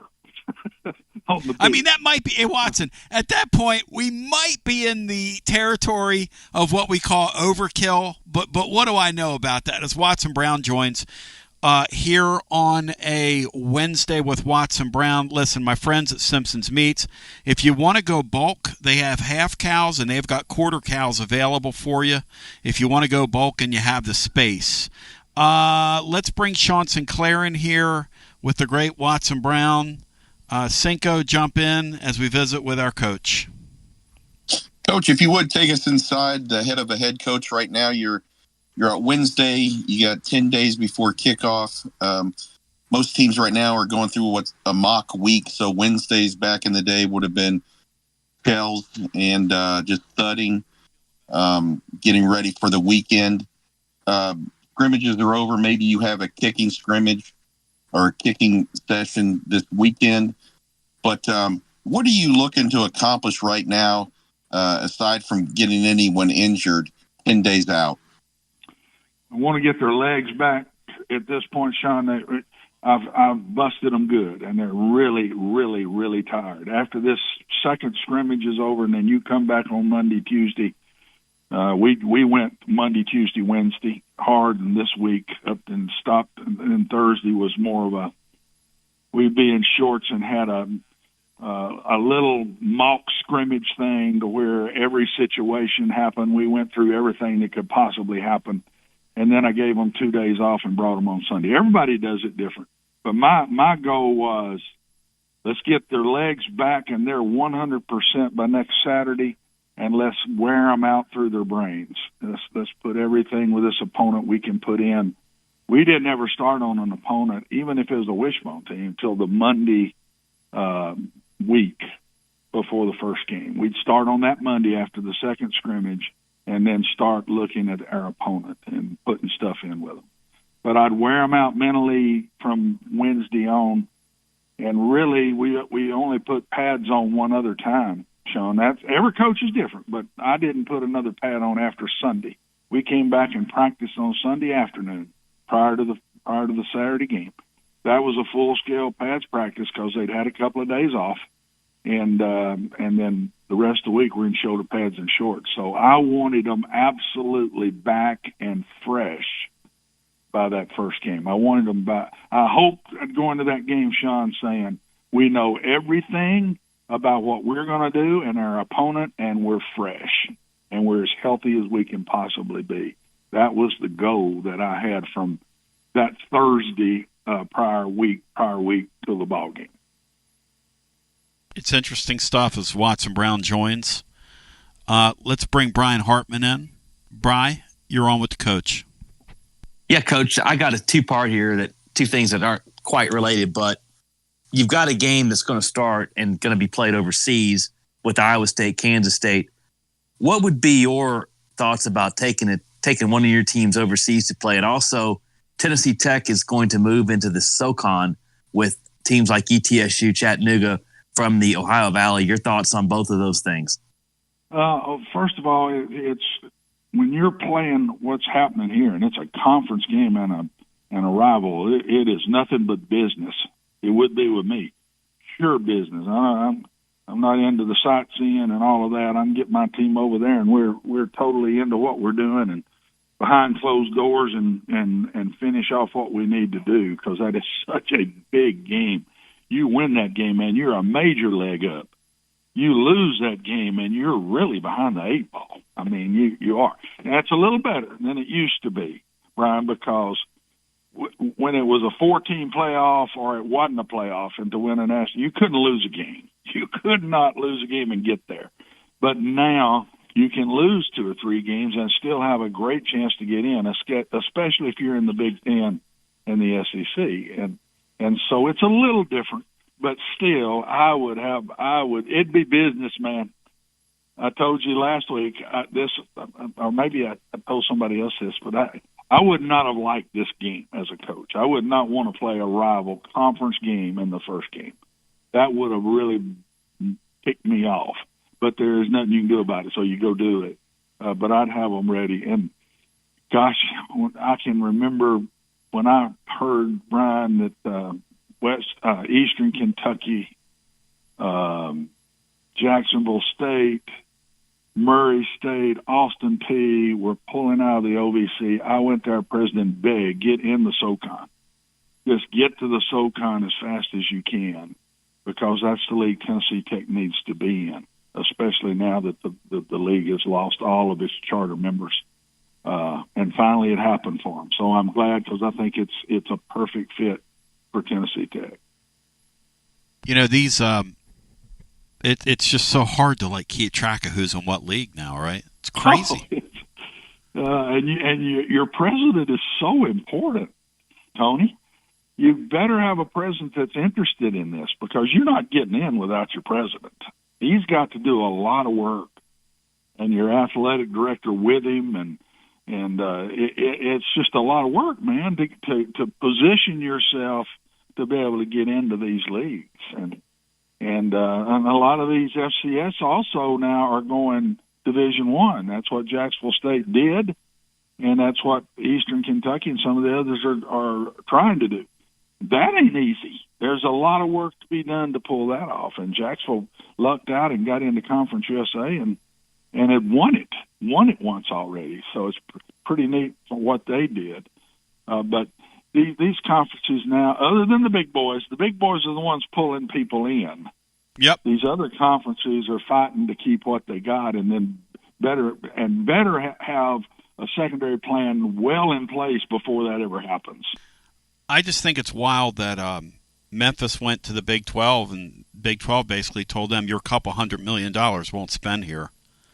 That's pretty insane when you stop and think about it. You never know, do you, what's behind closed doors and what the real issues are. But all of those group of fives, Tony, all of them, they won't ever say this, but they're all trying to figure out, can we get in to the FBS? Can we get to the Power Fours? Can we possibly get there? Because they know that if you don't, you're going to end up different. You're going to end up different. It's not going to be the old days where a lot of those group of fives are as good as the lower level of the Power Fives, the lower level teams of the conference of the Power Fives. They could beat them, but it's going to get worse and worse. This money difference is such a huge deal, man, and you cannot go make that kind of money. You've got to get it through TV, and you've got to get it by being in these conferences. So don't you dare think all these group of fives are trying to figure out, is there any way we got any shot to get in this? Well, yeah, because the goal is, you know this thing's inevitably going to go to 50 teams or how many teams it's going to go to. And It's you're a gonna have president, an you're an NFL AD. format for it's over. It's going to have an NFL format for it's over. That's right. That's That's what it's right. gonna be. And this thing the Big Ten is talking about with 24 teams or 28 playoff teams, I wouldn't laugh at that because at the 1AA level, as you know, they have a 24-team playoff. Been doing So, it. yeah, Been doing I it. don't laugh. Yep. I don't discount the possibility of any of that, especially when they realize how much money they can make on television from it. Well, it's going to do a sad thing that all of us don't want, and it'll just completely take bowls out. But that's where it's headed, Tony. That's where the money is. People want to see you playing for real at the end of the year. They want to see you playing for real, and they got a taste of it with the playoff system put in the power leagues and loved it. And TV knows they loved it, and so they're already working ways. We need more games. We need another weekend of games here. Yeah. So it's happening. It's going to happen. The NFL has, 3 weeks now? 3 weeks of playoffs? Is that right? Yes. So it will be at least that. It'll be at least that. I think it'll maybe even go to 4 before it's all said and done. I'm not sure it's going to be here anytime soon, but just watch. That's where this whole thing's headed. Money. There's no money. And speaks. Period. Here's the thing I wrote about in our blog at tclub.team yesterday, part of our basketball report, which is that there's a move afoot there. TNT lost the NBA. They need inventory. They've gone to college basketball and they've said, hey, if you'll extend your season and you'll play 40 regular season games, we'll pay you. And ESPN will pay them. And you know what? They're going to add a game next season, 26, 27, a game the following season. They'll be at 34, 35 games within 4 years. They're eventually going to go to 40 regular season games. The coaches want it because now with the transfer portal, it gives me 10 more games to get my team acclimated. The ADs and the presidents like it because it's more money. And the TV networks love it because they need inventory. So everybody's going to win, Watson. I don't know if the fans win. I don't know if 40 regular season college basketball games is a I'm good not thing. sure the players win. That's a lot of ball. That's a lot of ball. But it's happening. It's going to happen. They're going to feel a lot better about asking the players to do this because they're paying them good. Paying them. That's right. So it's just the NFL mentality is slowly creeping in to college football, and like I say, there's already 3 weekends of playoff games now. Now, some of them don't play till the second weekend, so not everybody's playing. But it's going to expand. It can't keep from it. Eyeballs bring in the money. People want to see these games. They realize that bowl game has been fantastic for 25 years. I've loved watching the Orange Bowl. I've loved watching this, but maybe only 1 or 2 games really mattered as far as who wins the national championship. Now you're getting a lot more games that set up the national championship, so there a lot more of these games matter, and the fan loved it. I have not heard one fan say, man, did I not love watching the playoffs. So it's I just think that these higher-ups now feel better about making the players play more games because they're paying them good money. Watson, you're the man. Much love to you. Anything else you'd care to add here on the way out? You presented by Simpson's Meats because you brought it today, brother.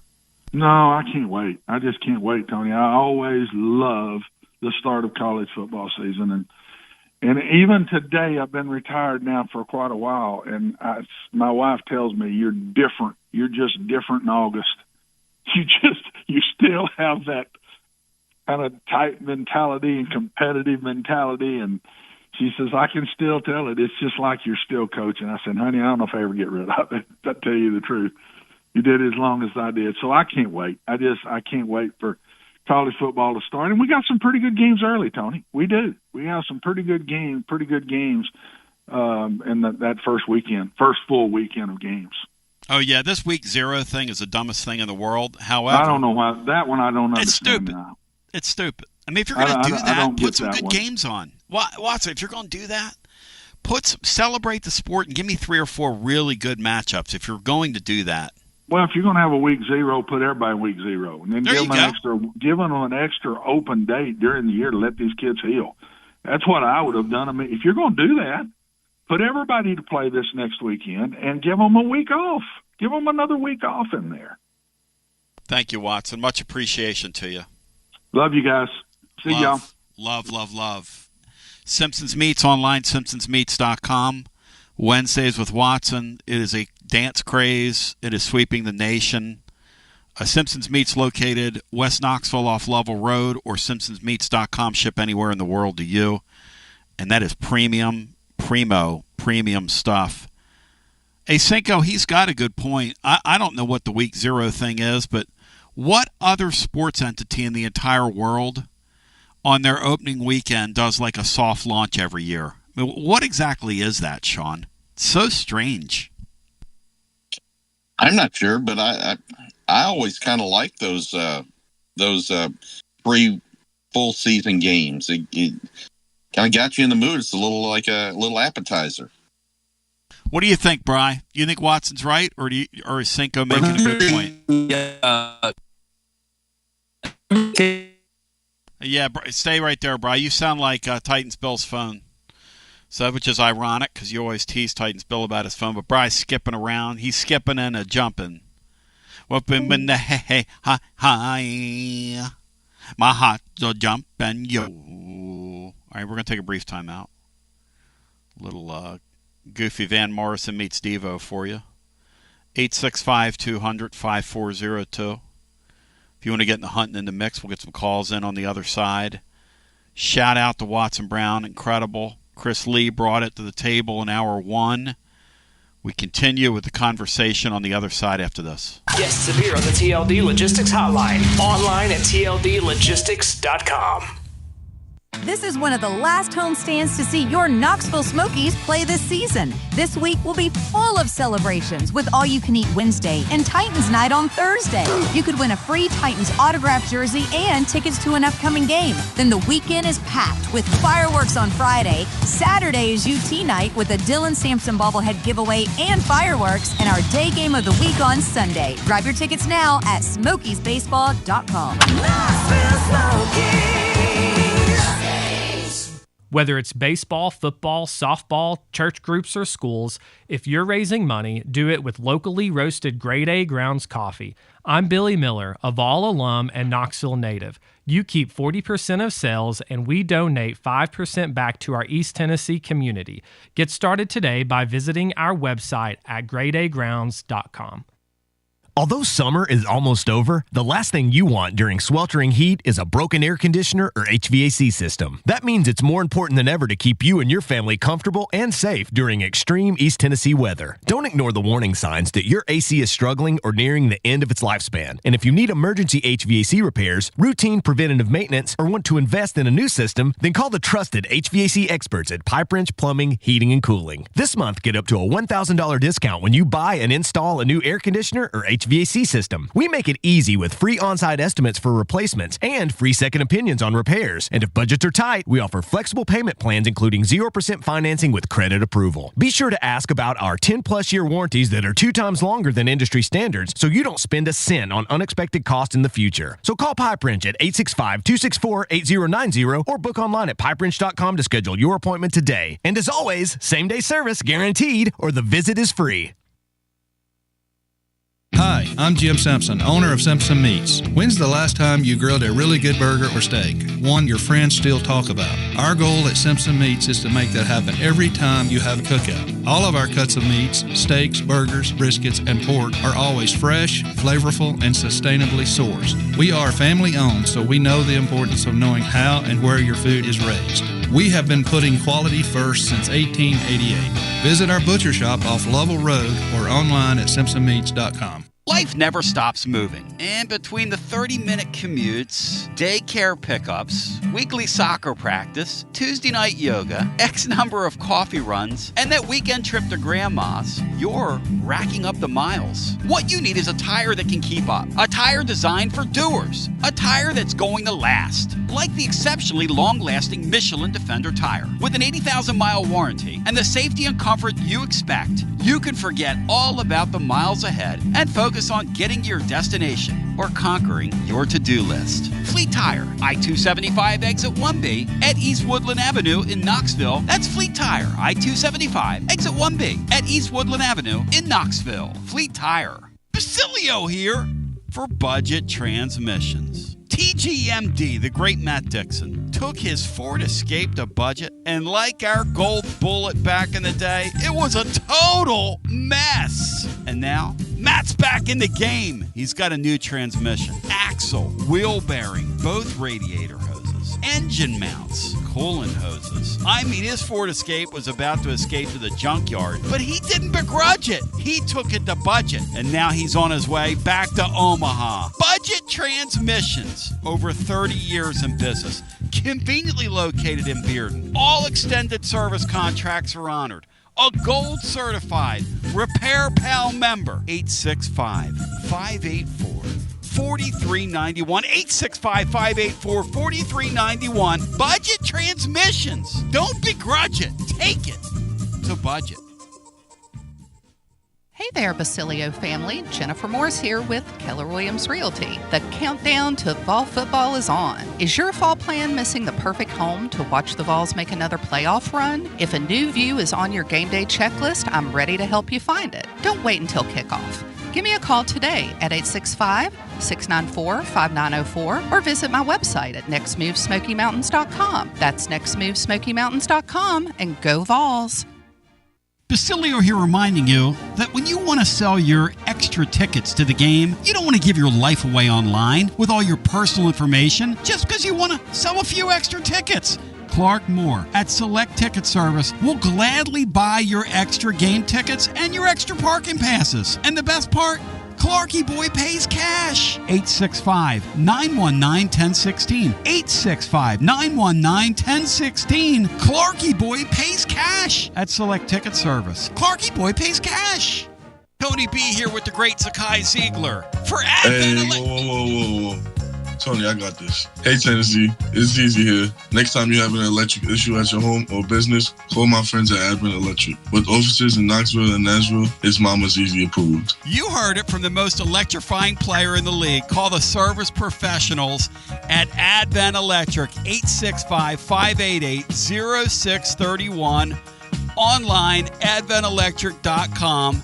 Tell them ZZ sent you. TB back with you, 865-200-5402. If you want to get in the hunt in the mix with us today on the show to record,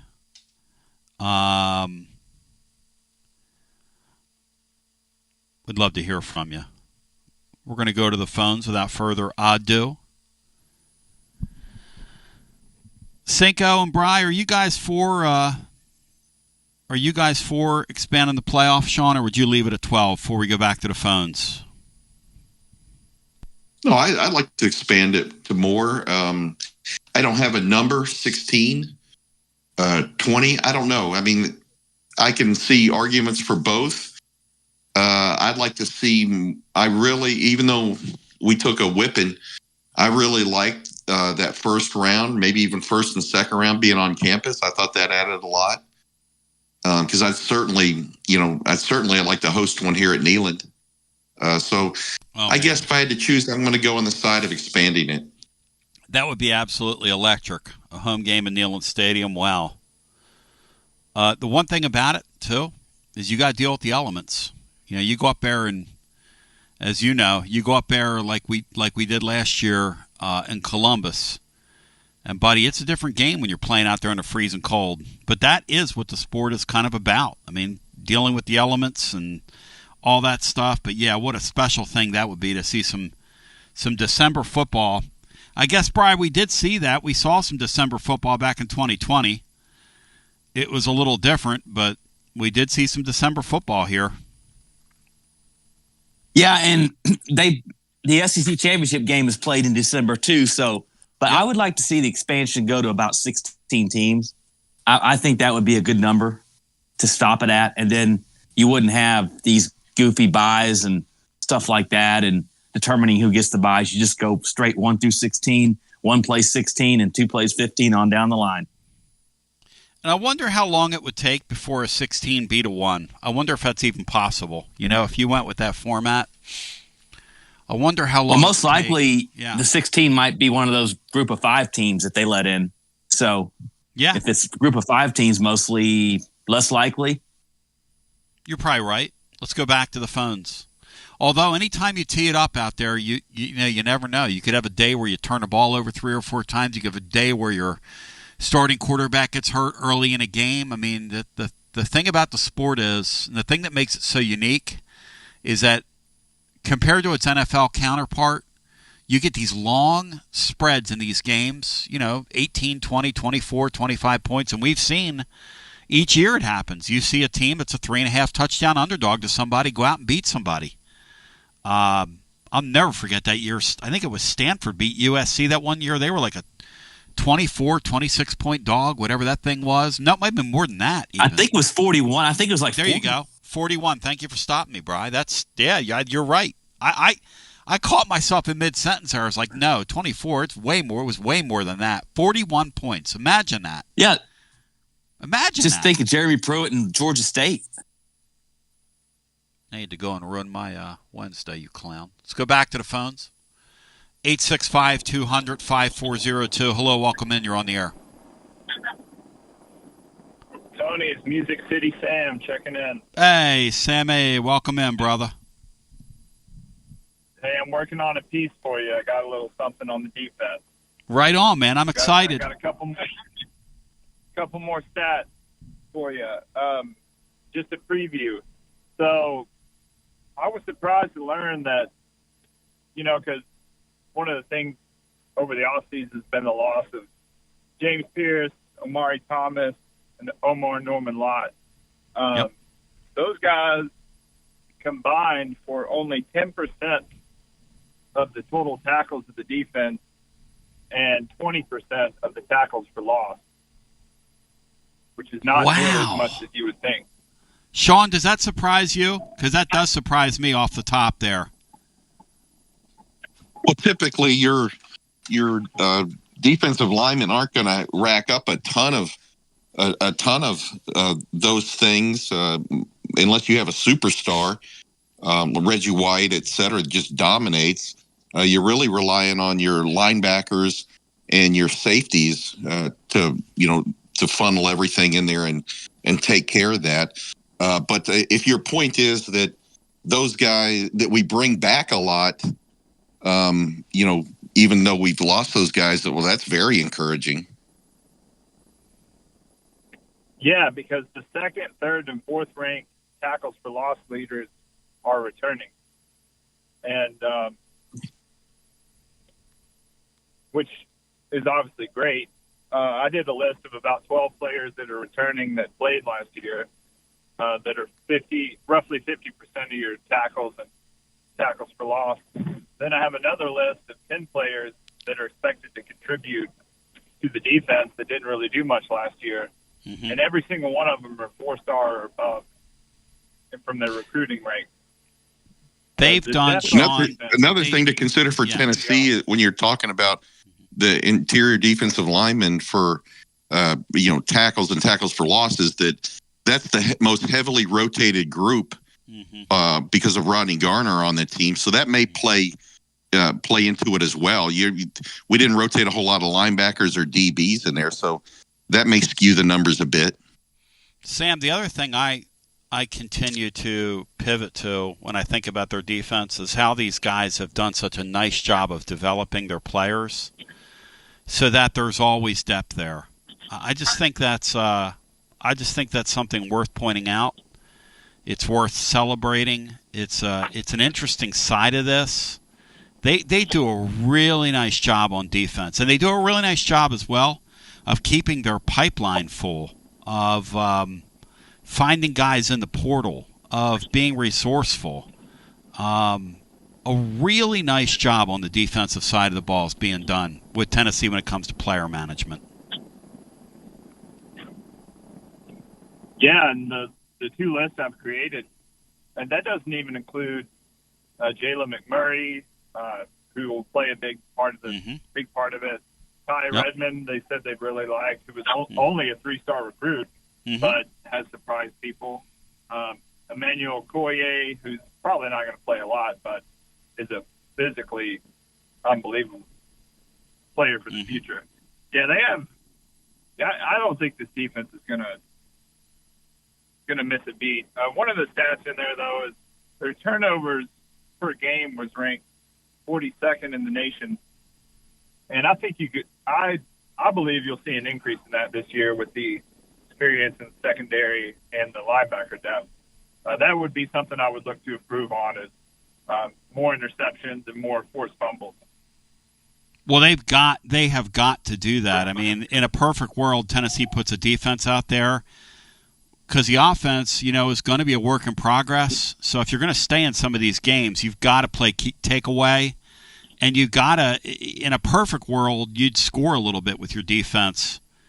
Sean, I'm really impressed with what they've done defensively, and I'm kind of surprised to say that I'm impressed with what they've done with their secondary. I think the secondary is good, and look, I mean, everybody has been on Willie Moe, but man, they recruit players. They get out there and roll their sleeves up and go get players. Sean, you really have to. I've been a big critic of his as well. Given where this program was when this group came in, the lack of numbers on defense. They just had to find bodies, and they tried to, and it's been a gradual increase in defensive production and defensive efficacy. So far over the past several years, Tim Banks went from, I believe he came from your Nittany Lions, and you weren't overly impressed with that. I think he's turned out to be certainly maybe a top 10 defensive coordinator in the country, but you're exactly right. Unlike the offense, the defense somehow is able to go into the portal, plug holes. They're able to identify body types, put them on a pipeline, and and rotate their players. So they're very effective. And even with Will Brooks, no offense to Will Brooks, they're even the Bolton kid at linebacker, some others, William Wright, I think at cornerback. They're even able to get guys that are walk-ons or lightly recruited and at least get them to be productive. They've done a really, really, really nice job. They are by far on that football team the better unit. They just are. The stronger unit, the better managed unit. However you want to put that.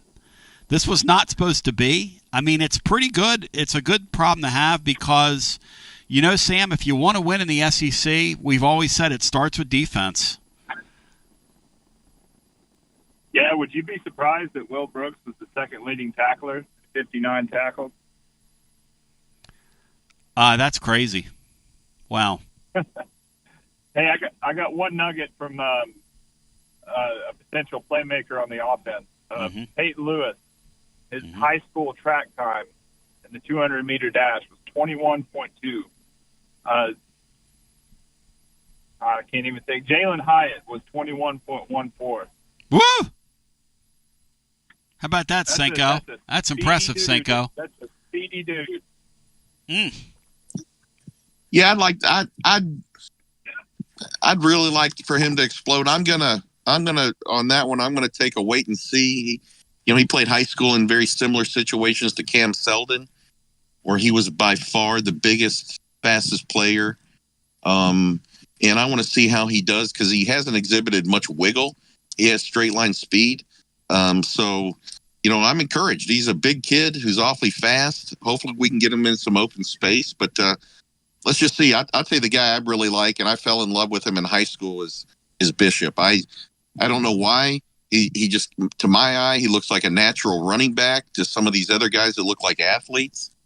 And it would not surprise me if he had I'm not saying 1,000 yards, but if he stays healthy, it wouldn't surprise me for him to be a very effective running back in this league. Let's go. Bishop has put on some weight, and especially muscle. If you look at his pictures, he is completely ripped. And Peyton Lewis, I don't know if he'll be a running back in the typical sense, but I'm really hoping they get him in space on some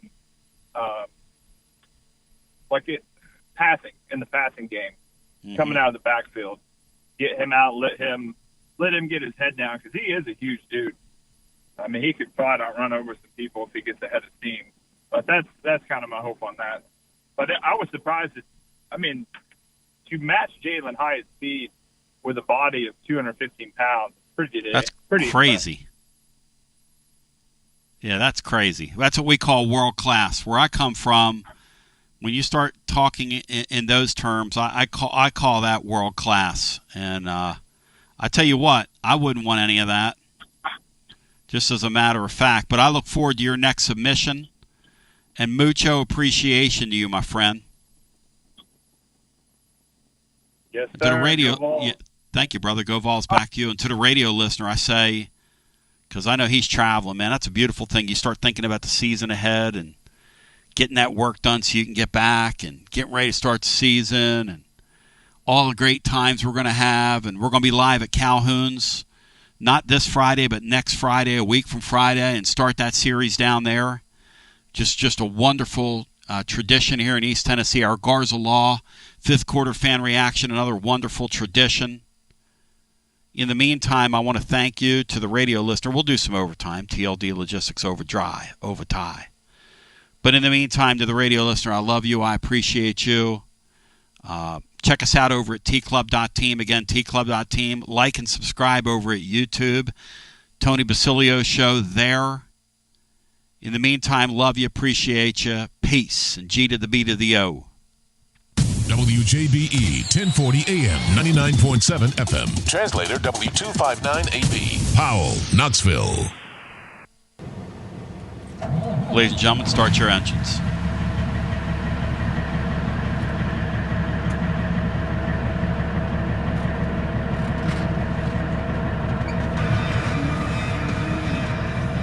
It's TLD Logistics Overdrive Overtime, presented by TLD Logistics. Online at tldlogistics.com.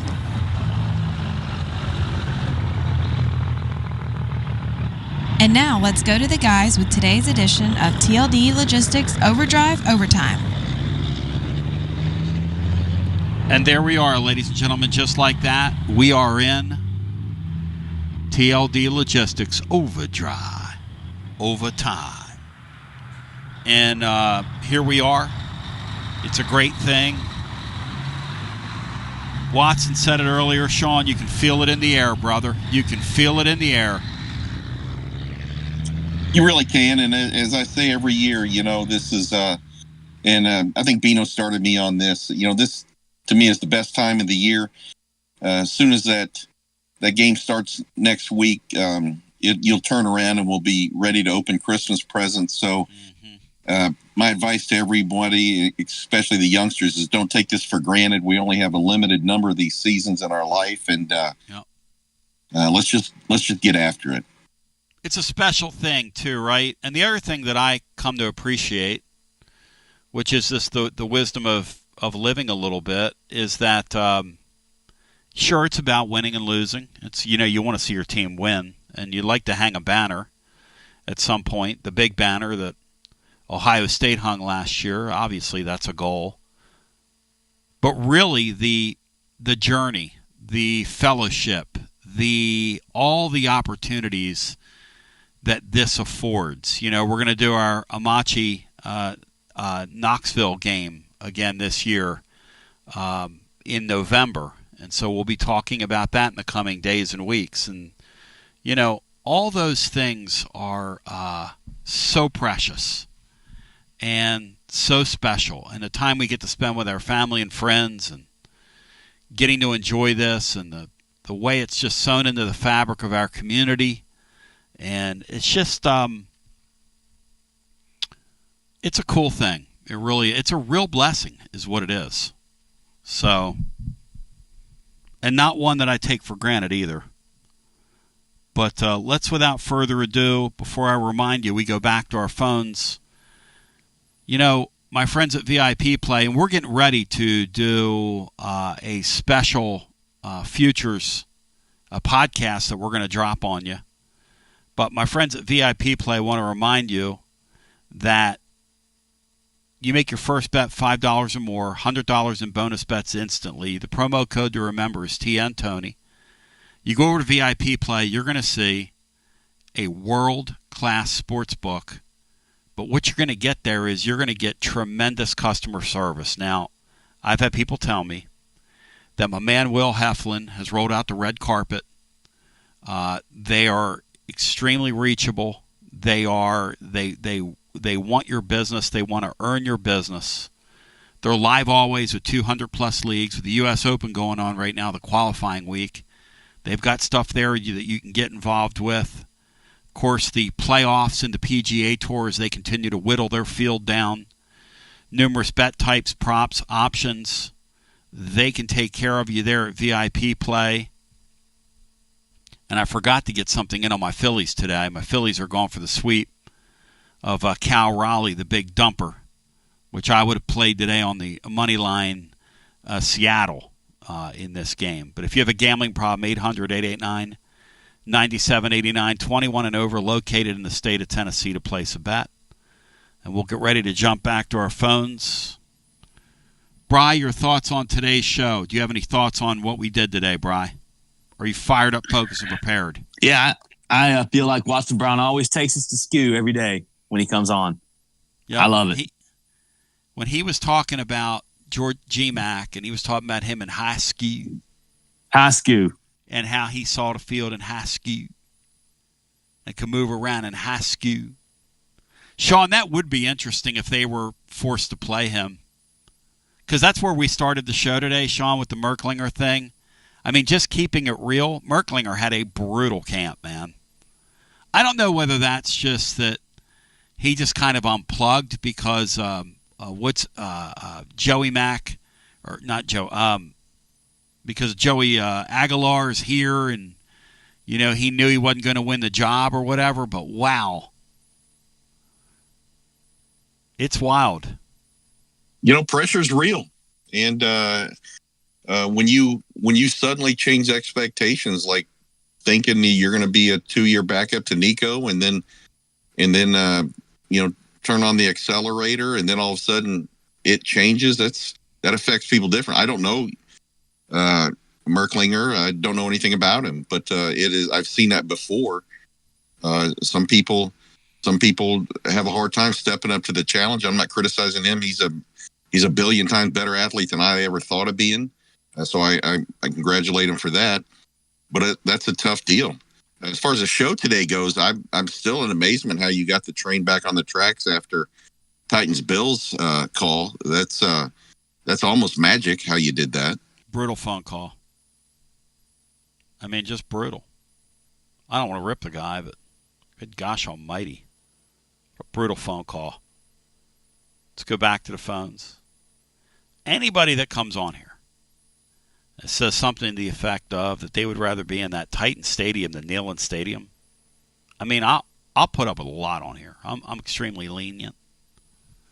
It's an outrage. But come on, man. You should have cut him off immediately, Tone. You shouldn't have waited. Come on, man.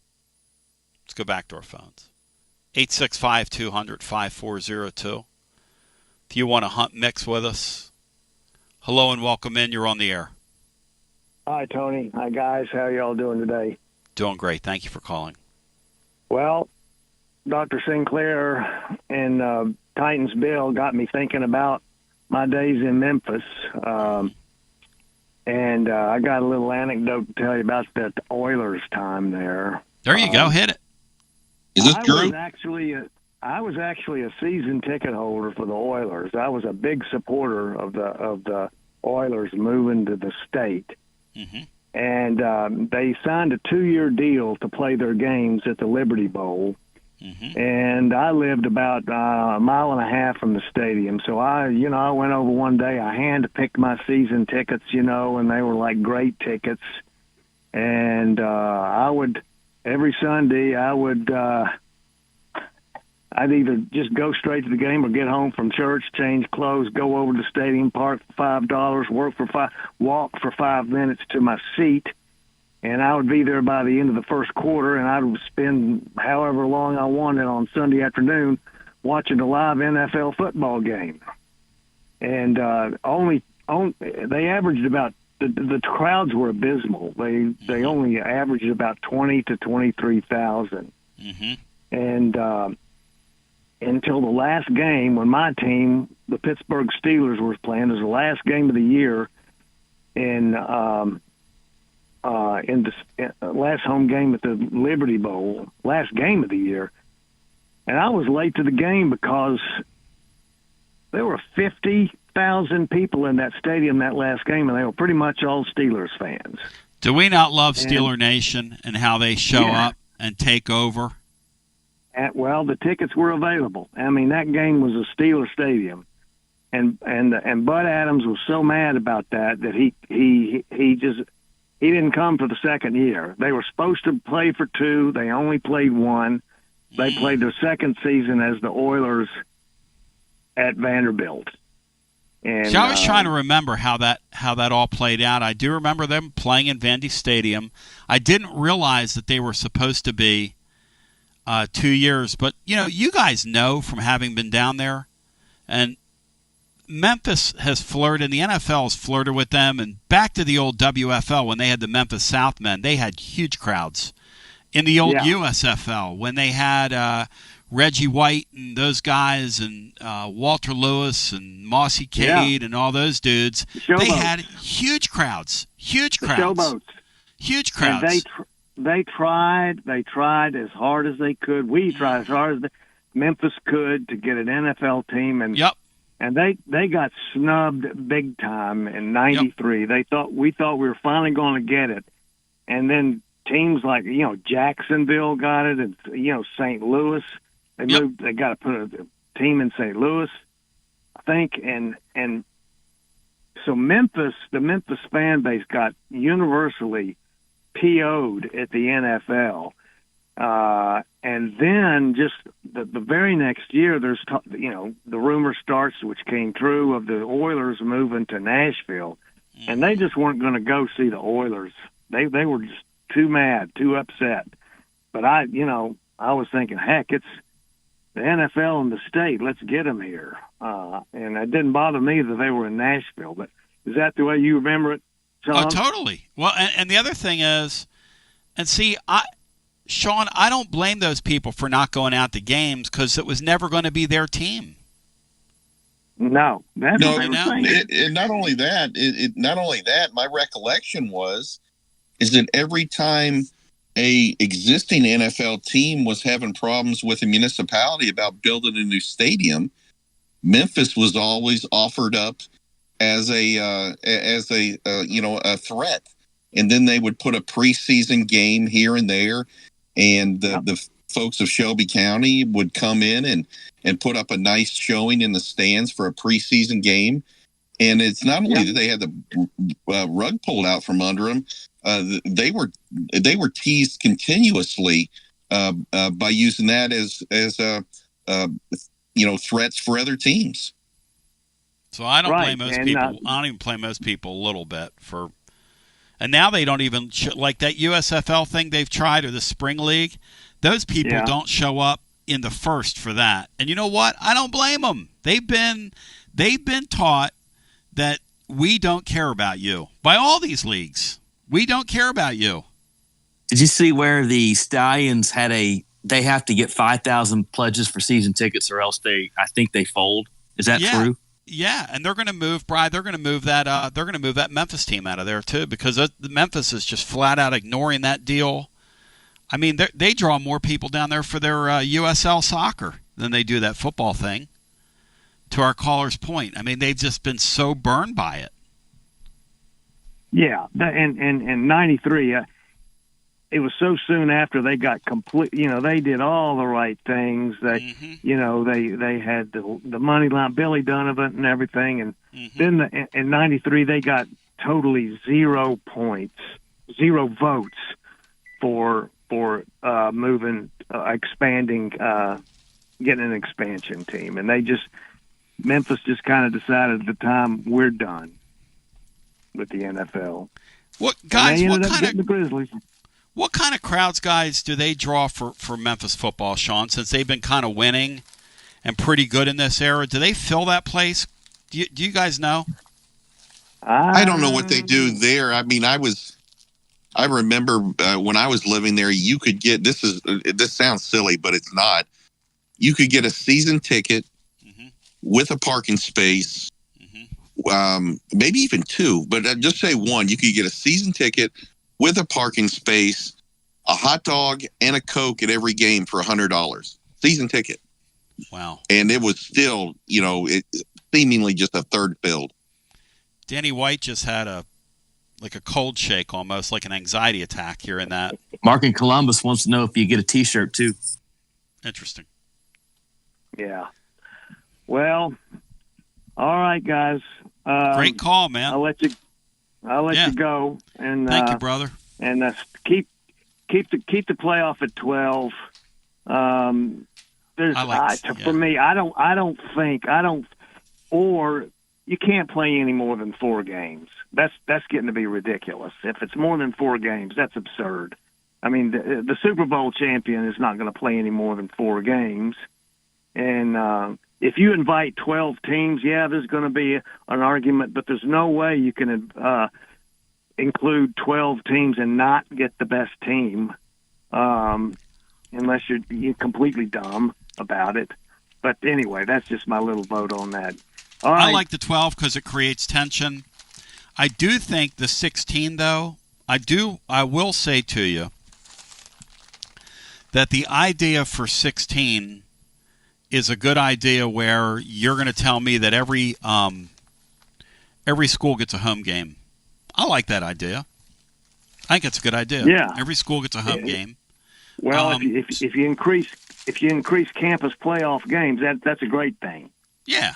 And eventually what's going to happen is the group of 5 has to have their own playoff too, become their own entity, if you will. And I think people would watch that, and I think people would gamble on it. But that's just me. I think those early bowl games in December draw huge crowds. I mean, they draw a couple million people watch those things. So why wouldn't you have a group of 5 playoff? I mean, I don't know why we have to pretend like Boise State was competing in the playoffs last year for a national championship. They're not, and they never will. Well, it's the old super conference that they used to talk about. But, I agree with you. I agree with you on that.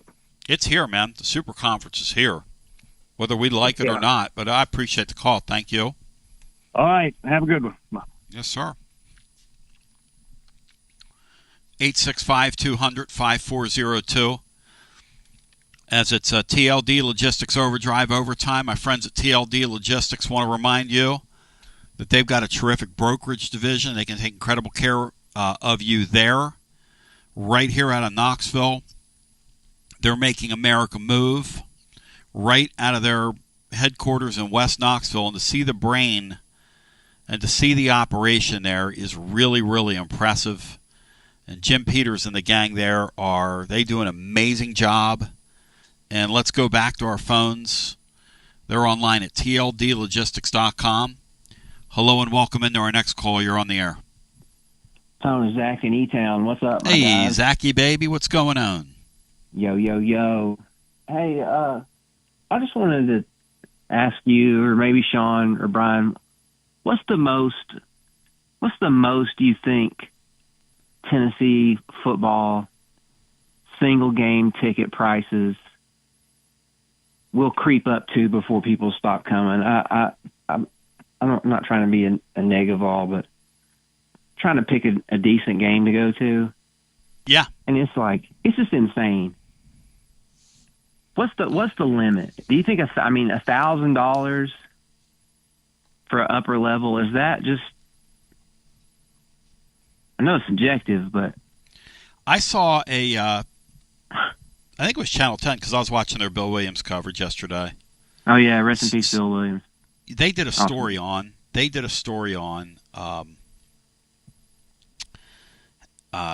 fans and the tickets, because that was a big thing with Danny White yesterday, and the and the increase. I for the life of me cannot believe they had a kid on there saying, I bought tickets 5 years ago and I jumped in here and got them, and the ticket was this, and now it's $2,000. And man, it is just wild how expensive it is becoming. Hey, Cinco, it's crazy how expensive the whole thing is becoming, isn't it? It is, but it's kind of what the market will bear. There were people, I don't know, but $1,000, but I know people were easily getting $400 and $500 a piece for Alabama tickets last year. And I know you're talking about season tickets. It just, I don't believe for 1 second there's a 24,000 person waiting list or account waiting list to get season tickets. That doesn't make any sense at all. But I do believe that for every person that drops off the season ticket roster, somebody will get back on, or they'll sell the tickets to a third party seller. That's what they know, Sean. That's why they treat people the way they do. My way or the highway, Yeah. And Danny's taken his grief from people by putting out what they put out the other day. What I can't help but wonder is you either do that for one of two reasons. You're either striking right now and letting people know what you're doing. You're either doing that because you think you're going to have a very good season, or you're doing that because you don't think you're going to have a good season. That's what I'm wondering about. Yes. Because, what if you buy tickets to, say, the Arkansas game, which is really the only decent game that's semi-reasonably priced right now. Right. And we're like 4-3. It's almost better to sit and wait. We got tickets to that. Tony, that Duke scrimmage sold out. That's crazy. Yep. We're going to, which I guess it's just we're playing pro sports. I guess it just bummed me out, and I hadn't really got a chance to listen to to the show in a couple of days, and this has really bummed me out because when we were in school, we were about 10 years apart or so. Ticketmaster wasn't involved. You basically dealt with Tennessee. Of course, now they use Ticketmaster, and they've got the secondary market all locked up also. And you can't buy tickets on the street anymore on Neyland Drive. I mean, is that a thing? Nobody has paper tickets. No, paper tickets are not a thing anymore. So you're not going to find a dude with holding up 6 tickets for Vanderbilt. It's $10 a piece, which was a thing back when they were good, sure even was. in the late 90s, early aughts. It's just bummed me out really hard, and it's causing me to lose interest. And I don't know, it may just be a personal thing, but I didn't know if you felt any of that. I think you're onto something. The issue though is that you like Sean was saying, you can't run fans off. Because the minute somebody jumps out of line, there's somebody else to jump in line. Now, this whole thing about a 24,000-seat waiting list is a lie. But that's okay. It's just marketing. Danny likes his marketing, and Danny likes to, hear himself talk, and that's fine. He's done a really nice job with a lot of things. It's just unnecessary to say that when, in fact, you're selling 12,000 to 13,000 tickets to ticket brokers. And by the way, last year, the baseball stadium, people were wondering why so many of those were open for a good bit of the year. My belief is that the athletic department held some of those tickets, and they were scalping tickets to their own games there. We're couping some money. Cool. I believe that. I believe that. I'm sorry. I believe that. I believe it. I believe that's where we are. But in fairness to the athletic department, we all know people that have for years bought season tickets as an investment, and they turn around and sell them for a profit. Sure. And then, the argument goes both ways. Someone will say, "Hey, well, it's my asset. I bought it. I can do anything I want." Okay, that's fine.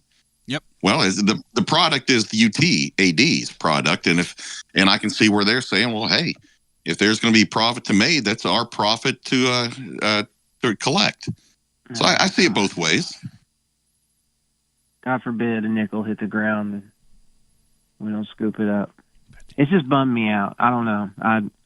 Makes me almost, I don't know. I don't want to say it. Makes me not as invested in them winning. But I don't know. We all have to decide when it begins.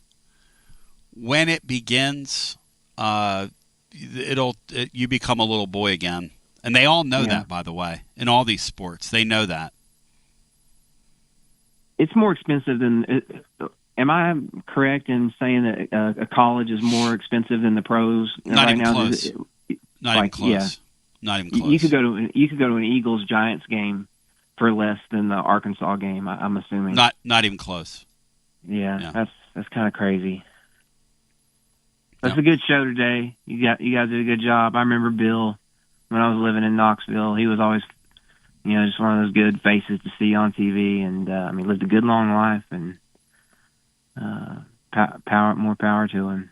So, thanks a lot, my friend. Thank you, my brother. Good talking to you. God, E-Town sounds really bummed out, Bri. Woo. Yeah, I think E-Town needs a football game to think about instead of all this other stuff. I think we all do. Back to the phones we go. Hello and welcome in. You're on the air. Hey, fellas. I called to enjoy the enthusiasm there, and after that call, I'm going to collect my thoughts. Wow, man. They priced me out a few seasons ago, guys. I just enjoy it on TV. I wouldn't go down there to watch a game because I don't want to miss the other 39 games that are on TV at my house. That's the era we're in, man. That's the era we're in. There's people that will pay it. Money's relative, and more power to them as long as they've got that crowd. But you've said it before, Tony. Take a look at NASCAR and keep it up. Keep it up.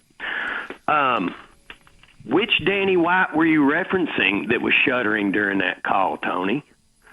The AD or the original Southman quarterback? That would be the AD. But that's very good pull by you, the Southman. How many Memphis Southmen can you name? Zonka, White. Mm-hmm. I think, did they get all three of those Dolphins? I think they had all three of those Dolphins, Quick and Warfield, didn't they? Jim Kick was one of them, yep. Yep. So it was the front cover of Sports Illustrated way back in the day. Danny White, the Cowboy quarterback, got his start there. And his probably how Clint Longley ended up punching Roger Staubach in the face. In those really stupid uniforms they used to wear, by the way.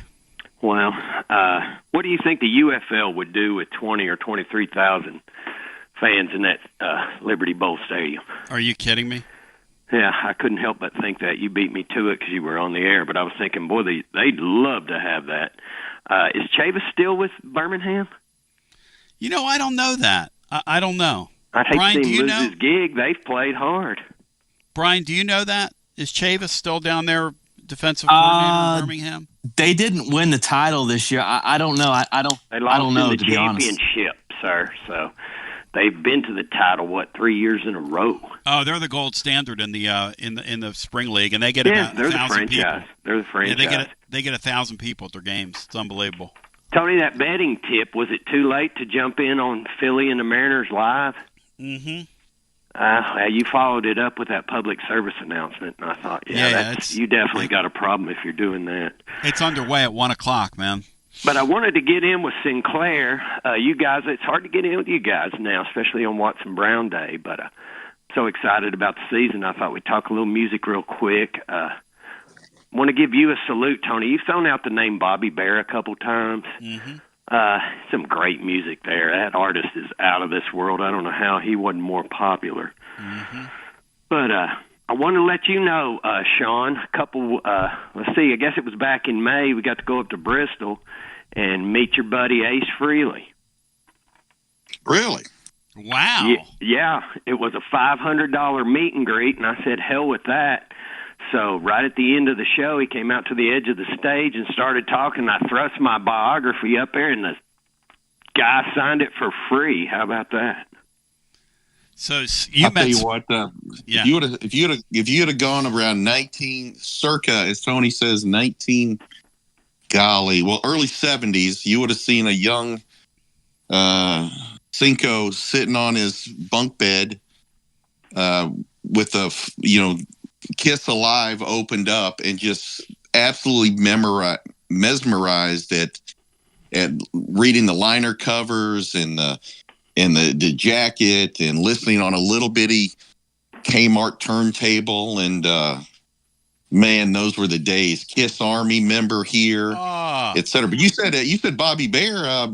Bobby Bear Jr. went to UT with us, I believe. Wow. Tony, and I've seen his Bear Jr. I saw him in Memphis at Newbies one time. He's actually a friend of the aforementioned Todd Proctor. So amazing! I don't Wow. know. And I think he's a songwriter now, if I'm not mistaken. Amazing! Wow. Well, those that don't know, tune in his song "The Winner" or "By the Numbers." He's a fantastic artist. Now, Sinclair, you've thrown out a name here, and I'm imagining you know the history there. Django Reinhardt. Yeah. Now, you do know he's responsible for the Black Sabbath sound. For the Black what? I'm sorry? Black For Sabbath the Black sound. Sabbath sound developed by Tony Iommi.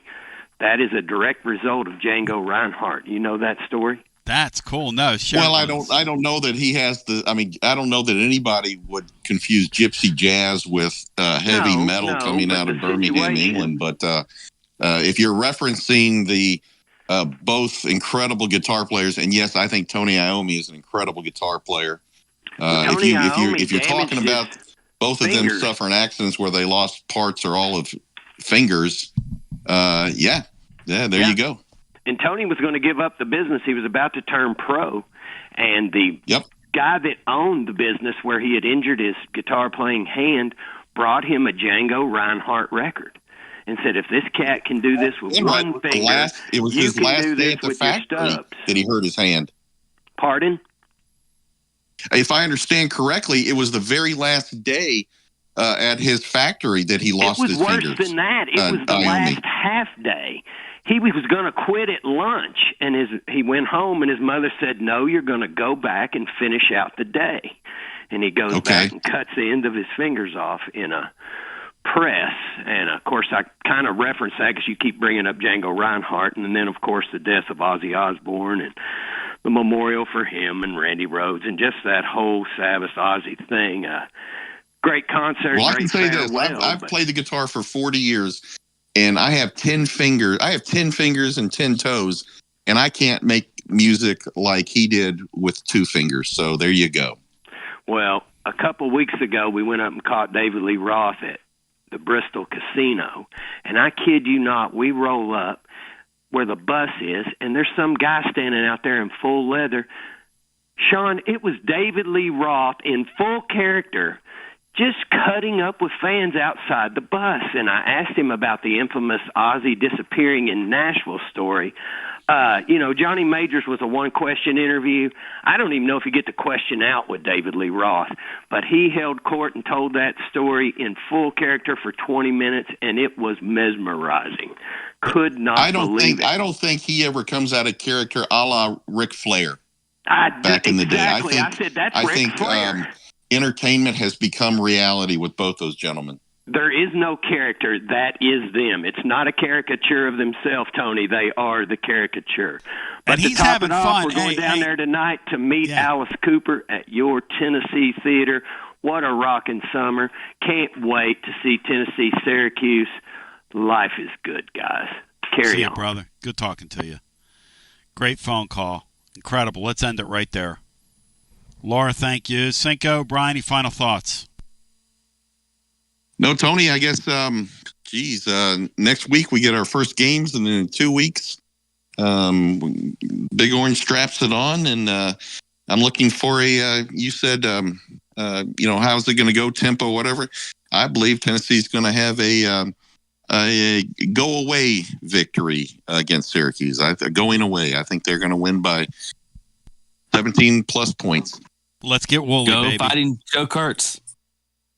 And the Fighting Joe Kurtz tonight, the Lady Vol soccer is 10 o'clock Eastern time tonight.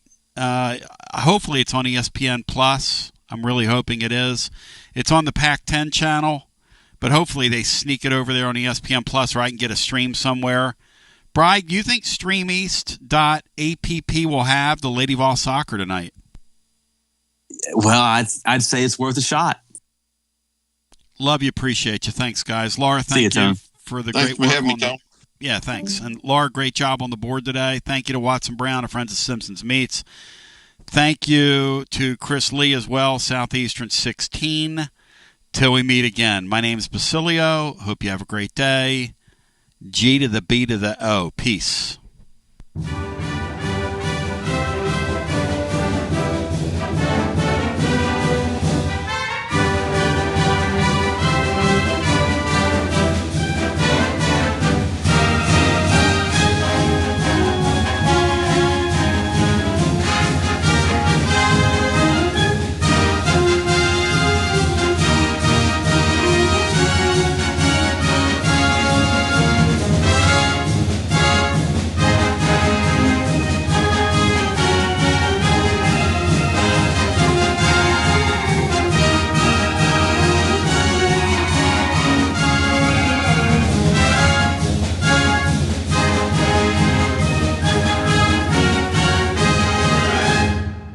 You found TonyBasilio.com, home of the Tony Basilio Show. In just a few minutes, we'll be right with you with another award-winning, action-packed edition of your Tony Basilio Show.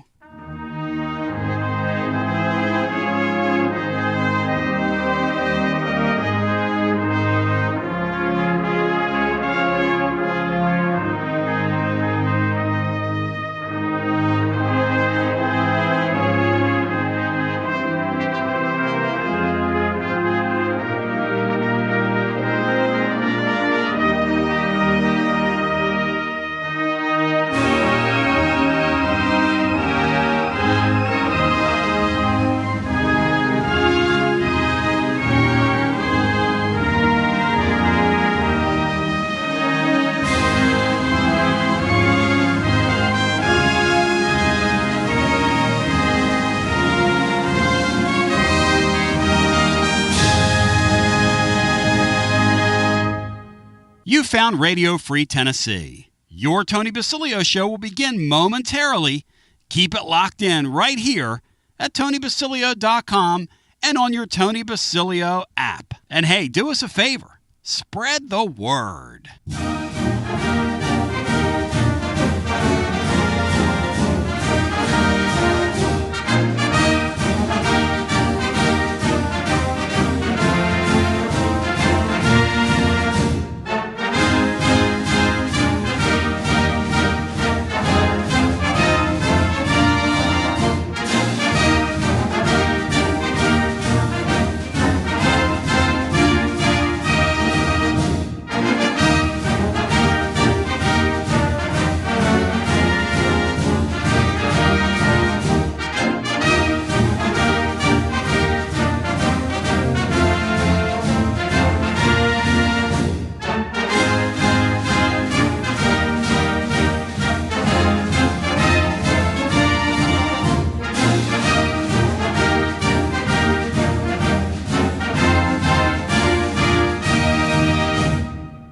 Another